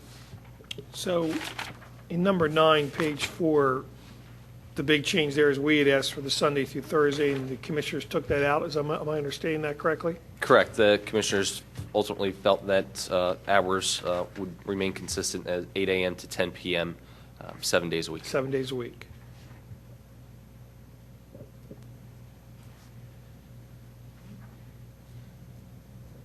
Oh, sections 2 and 3 are missing off of my stuff. All right. What do you got on there? And then in number 10, where we had the no more than 12 seats, they struck that also. Correct. So that no matter how many seats, it cannot be if it was within 100 feet, you could not have outdoor dining. Okay. There was some concern that there's a lot of residential right up against commercial and the impact that would have to the residents if those restaurants were allowed to expand. You say that last, if the residents weren't allowed to? Just say the last part. The impact to the residents if those commercial establishments were allowed to have outdoor dining right adjacent to them, no matter if it was 2 or 10, that was an impact that they didn't want to put onto those existing residents. So they've gone back to, It's more restrictive, both. where'd they put it? It's stricter now that no outdoor dining is permitted within 100 feet of a residential district. Right, okay. But now they're allowing it on the front, side, and rear yards. I didn't think that we did that in ours last month. It was always permitted in there. We just didn't have it specifically spelled out. And while we had always intended it to, comments came up at the commissioners' meeting as to if it could or could not. So that was something that we went back in to clarify. Currently, it is permitted in the front and side yards now in the Wayne Business Overlay District. Clearly, if we're permitting it on the sidewalks, we're permitting it out in the right-of-way. So we just wanted to put that in there for clarification, provided it still met the other setback requirements of that section. But I didn't think we allowed it in the rear. There was a whole thing where we, As long as the rear is not immediately adjacent to a residential use or district, it can be in the rear. So if it backs up to another commercial property, there would be no reason why you wouldn't want it in the rear. so Luella Court's in the Wayne Business Overlay District? Yes. Well, parts of it. Parts of it, but it's adjacent to a residential district. So does WBOD trump number 10? No, this would apply to all districts going forward. If there's an existing establishment that has outdoor dining, that component that would not be compliant with this code would be deemed grandfathered in.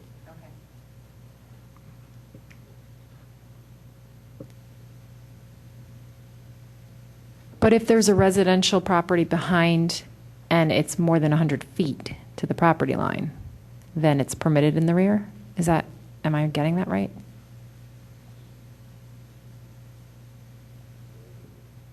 Yeah. I don't understand this line in number 10. Outdoor dining areas shall not be permitted at the rear or side of a principal building, and then you have in parentheses, closest to a residential use, when the said building is adjacent to an existing Correct. If there was a residential use right behind a restaurant, it could not be in the rear or side, but can be in the front. If there was a residential use next to a restaurant, it was alongside the common side property line. It could not be on that one side, but it could be on the other side opposite of the residential use, so it could be on the other side of the building. So that means it doesn't matter how close or far. If the adjacent property is residential, single-family residential, it doesn't matter whether it's 100 or further. You still can't have it in the rear? Correct, if it's Okay. immediately adjacent.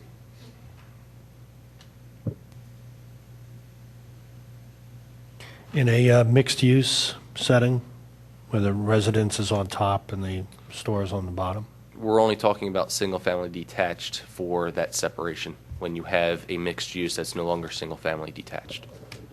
Okay.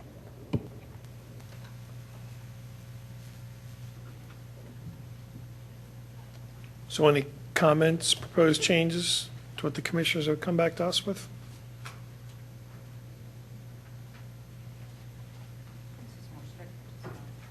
Everyone's okay with it? So can I have a motion to approve as submitted? So moved. Second? Oh, I'm sorry. Oh, public comment, I'm Sorry. sorry. Thought I'd get lucky. Go right ahead. Thank you. My name is Patty Barker. I am chair of the Garrett Hill Coalition, and I live in Garrett Hill. I'd like to suggest that outdoor dining in the GHCR is not feasible, given the setbacks in the Garrett Hill zoning district. Outdoor dining was actively considered and resoundingly rejected during the 2.5-year Garrett Hill zoning district process. Garrett Hill and Wayne are two totally different animals. Our business community is a neighborhood convenience district. It's not a destination. And while I believe that the 100-foot buffer that's in this proposed amendment is commendable, our homes are too close to the businesses and there's not enough protection. So I believe outdoor dining in Garrett Hill is contrary to the wishes of the residents. It does not meet the goals of the Garrett Hill Master Plan, and by design is currently not permitted under the Garrett Hill Zoning District zoning ordinance that was adopted in October of 2009. And on a separate note, I was wondering what Section 8 means. So primarily I'm just saying I don't think it's feasible in the GHCR. Thank you.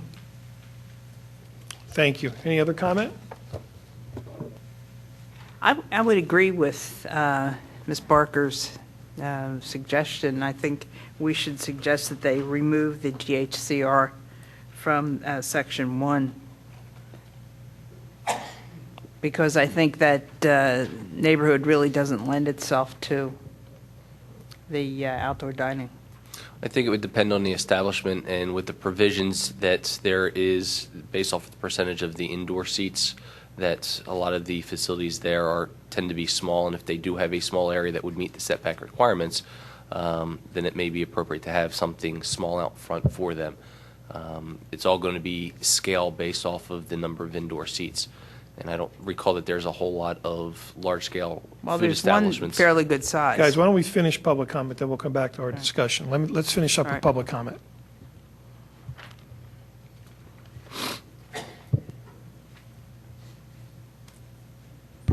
Hi, Baron Gemmer, South Wayne Avenue. To reiterate a couple of points that have been gone over and then a couple new ones. The commissioner specifically voted on the 10 a.m. for all days ending time, which was discussed here, and then removed the ability to have 12 or fewer seats without the 100 feet barrier. Those are the two that they specifically voted on. I differ a little in Kevin.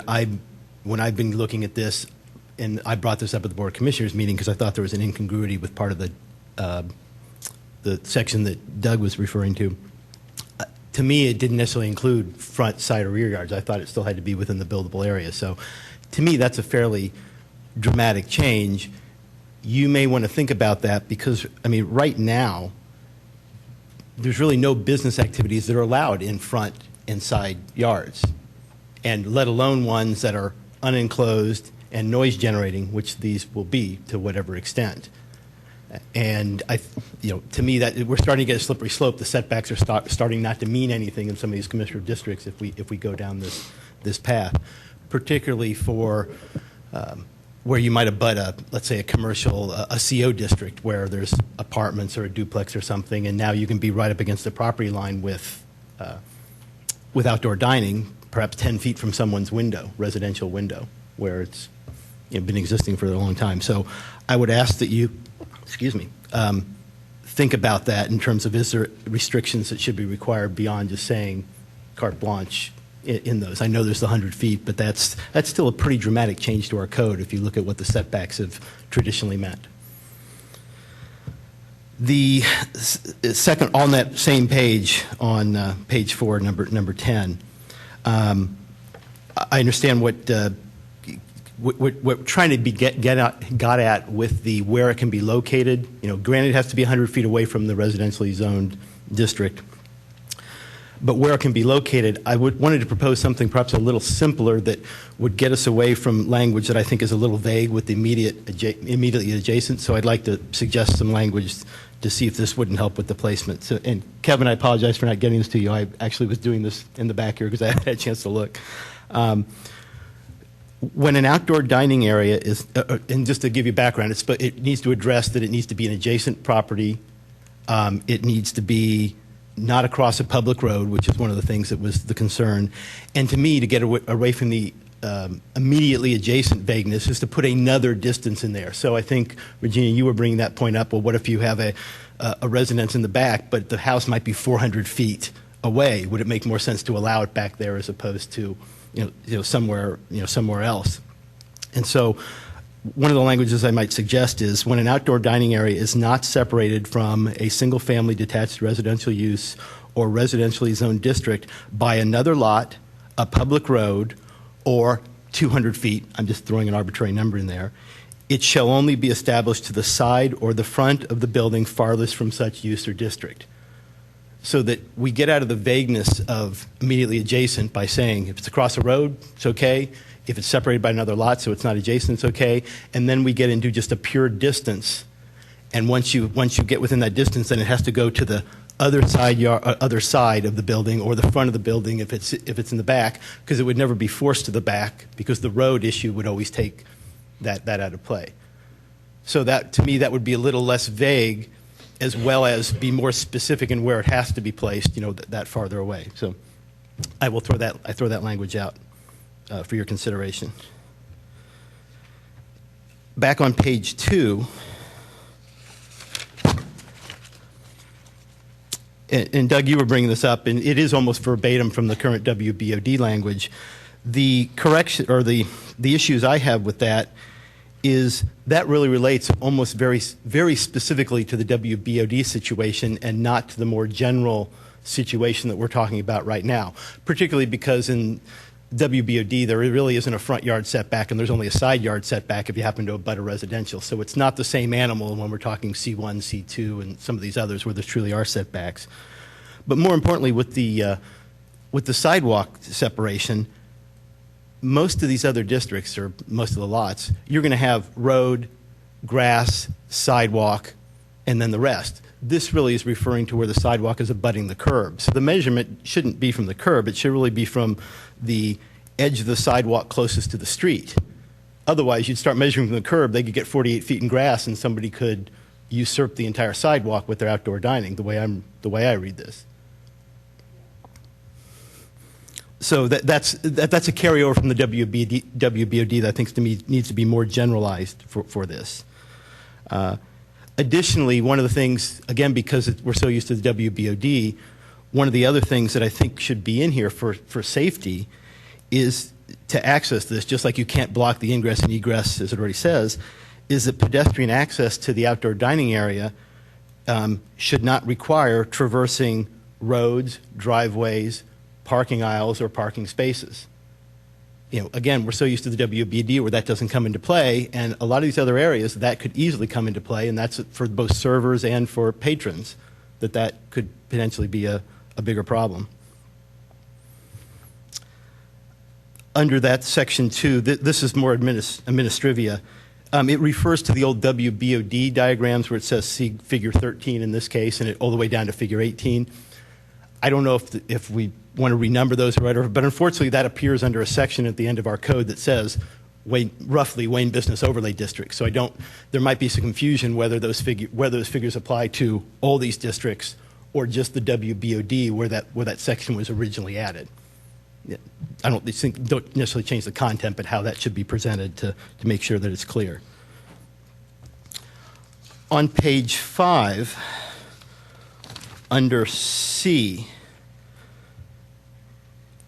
it says outdoor dining shall be permitted by special exception in other zoning districts as an accessory use on the same premises as an existing licensed non-conforming food establishment. I'm not sure what existing is getting at there. Existing at a certain time, because I think it would, as long as it's there, usually when you put existing in, it's more at a certain point in time. I don't know if it loses anything by taking existing out, or it was supposed to be at the establishment of this ordinance or something like that. Otherwise, I'm not sure it's serving any particular purpose. Because a food place could become non-conforming by a zoning change, so it's still there. And then on the changes to the other sections that are specific to the zoning districts, again, a lot of them, depending on how you read the yard ones, a lot of these, I want to make sure that it's clear. For example, we'll take section 5, where it's the C1 letter B. Except for outdoor dining is permitted by 281.15.3, no permanent storage of merchandise, articles, or equipment shall be permitted outside of a building, and no goods, articles, or equipments. It goes on to another section. To me, it should be clear that if the intention is that the outdoor dining applies to both, to make sure that it does apply to both and not just the first part of that clause. Because by the same argument, if you go to the next page on page 7, the B section of section 8, it says, no goods, articles, or equipment shall be stored, displayed, or offered for sale beyond the front lines of a building, except for outdoor dining and the display of automobiles not less than 20 feet from the street right-of-way. There, if you take the same argument that should be distributed, does that mean outdoor dining has to be 20 feet from the right-of-way? So some of those are just a little unclear where they're being coupled with language that already exists, whatever the intent is. Let me just see if there's...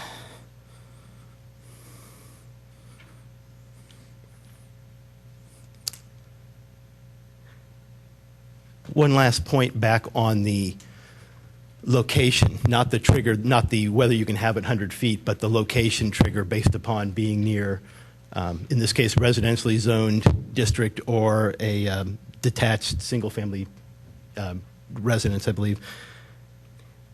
I've argued quite a bit for the first floor residential use because there's a lot of nonconformities out there, particularly in CO. If it's not palatable to put it in the 100-foot, you can't have it within 100 foot because you're afraid that would wreak too much havoc. I would ask that at least put it in the section that forces the location so that it has to be farther away from them, even if it's technically could still be within 100 feet or whatever the case might be. That was per the language that I suggested about the, must be separated by a road, another lot, or some distance, and I offered 200 feet. Maybe adding that as a third thing besides residential district and single-family detached dwelling. Or perhaps you could get rid of this. You could actually replace the single-family detached dwelling with first-floor residential use, and then you would have that covered. So it wouldn't prohibit it, but at least it would force its location. And those are the points I have. Thank you. Thank you. Any other public comment? Okay, now back to any questions or discussion. I'd like to go back to Kathy's point, also brought up by Patty. And I'm glad she brought that up because I do remember when the master plan was put together for Garrett Hill. That master plan had more public input than any I've ever seen. It was amazing. And if they don't want outdoor dining, I think we need to make that point. I mean, this is very recent. That was done recently and with a great amount of effort by everyone in that community. And I would, support their decisions they've already concluded. And I think Flippin' Bailey's, if I have the name right, is big enough to accommodate some outdoor dining because they have a parking lot adjacent to it. And I could see them doing it because they open the windows up now and try to make it like outdoor dining. So I can see where it would be a problem there. And then the place across the street also.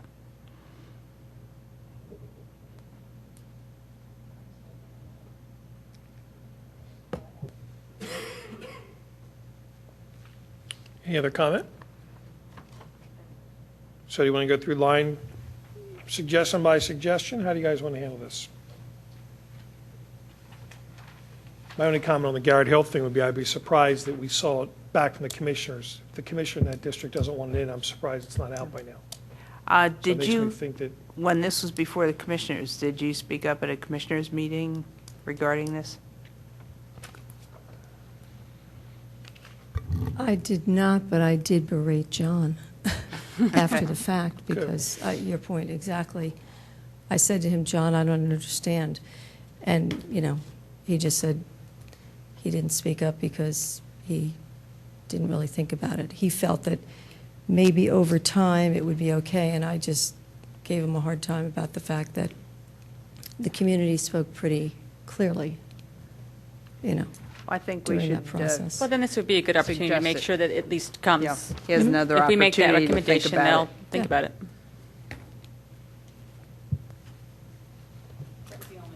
Yeah, I think that, yeah, me too. so just that one then. Everything I else think we agree the with? clarity of some of the other remarks were good in the language, because some of the language I think is not quite clear. So I think if some of it with regard to placement, as Mr. Gemmell said. Yeah, I was a little, so just following up on Barron's comments, it does sound like the Board of Commissioners specifically voted to change the time of the outdoor dining, which is fine. But that, what is that, number A10 on page 4, it sounds like there's some, there's not all certain clarity on what was changed by the board versus not.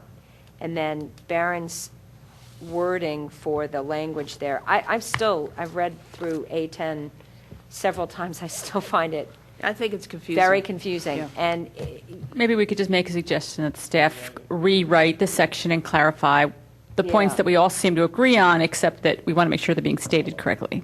I can tell you that I did take this language prior to sending it for your agenda, the changes, and get it back to the commissioners for their review and comments so that if they had concerns, I would have taken it back to them prior to bring it to you. And I did not hear from anybody on the commissioners as far as having concerns with the changes outside of the ones that they specifically approved, because they were generally thought to be more clarification and not policy-driven changes. Because we had a discussion with Commissioner Curley specifically about these items that were brought up by Barron at the commissioners' meeting, and ultimately I spoke with John Rice and we felt that these were clarification intended to be in the yards, which we currently permit. There's several examples: White Dog Cafe, Great American Pub, anywhere in the WBOD. They're all out in the yards, and I'm sure there's other examples. They're just the ones coming to mind. So these were things that were discussed in general. The commissioners were given the opportunity. It was sent to them as a draft prior to it being set on your agenda. Just if that helps.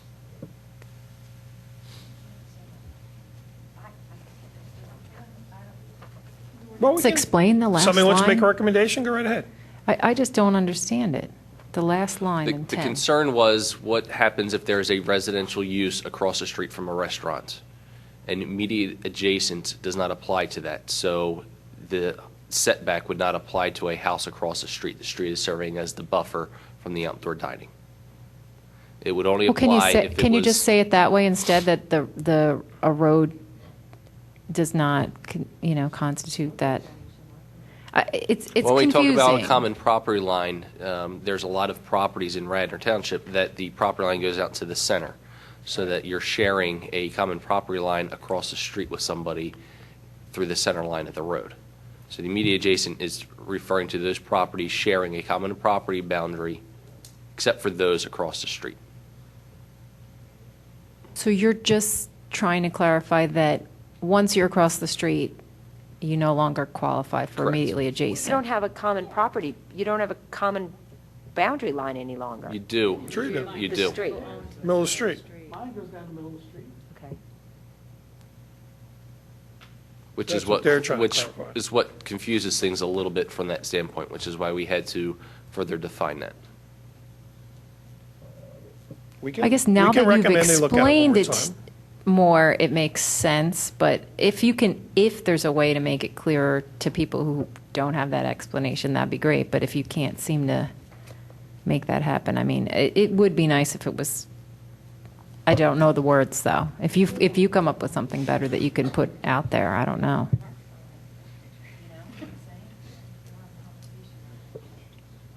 What I would end up doing, depending on the recommendation tonight, is let the commissioners know that your concern was that that needed clarification, whether or not they wanted to change that or not, or direct it.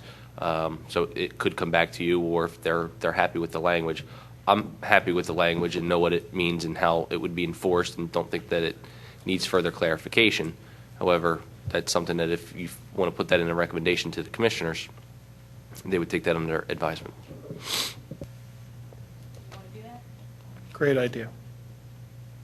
You don't want to do that. It's really, either way, I mean, I get it only because we've had a conversation about it, but if you're, find that it's enforceable and that anyone it's going to apply to is going to be looking into this anyway, it's just that the regular common public person We might can not certainly get make it. recommendations, Yeah, accept it actually- as written, but we want to have them review it one more time for clarification, and want them to reconsider having the GH zoning in here. Okay, I'd like to Send it make a back. recommendation.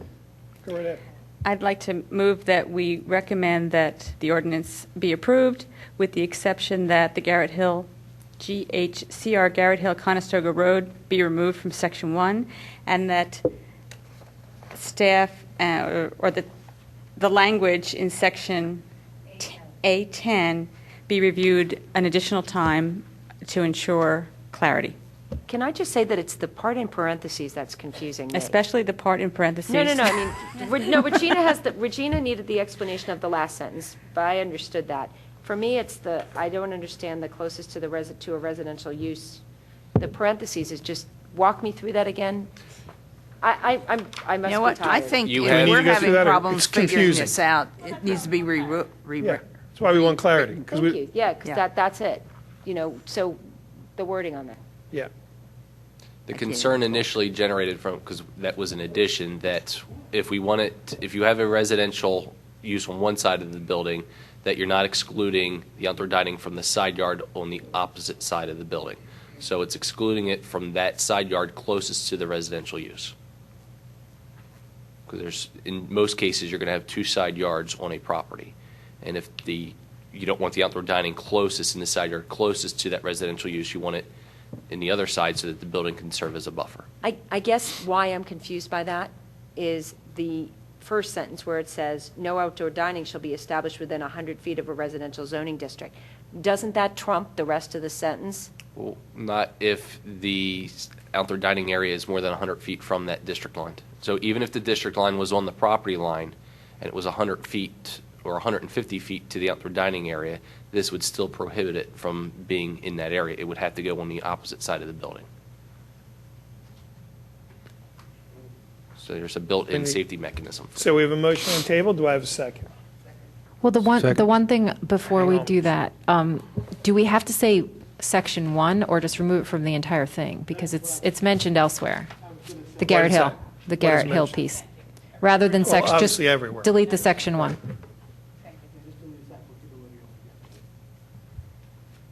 All right. Now that we clarified that, motion on the table, a second?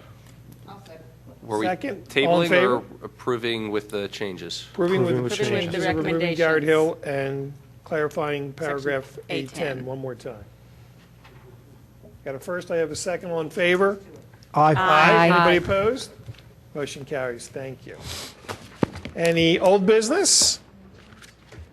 Any new business? New business, we need a nominating committee for our December nominations for chair and vice chair for 2013. Do I have any volunteers tonight or You can also contact me within the next week to be on the nominating committee so we can get a new chair and vice chair for 2013. So any volunteers tonight? If not, contact me within the next week by email. That would be great. Any public comment? Meeting is adjourned. Thank you very much.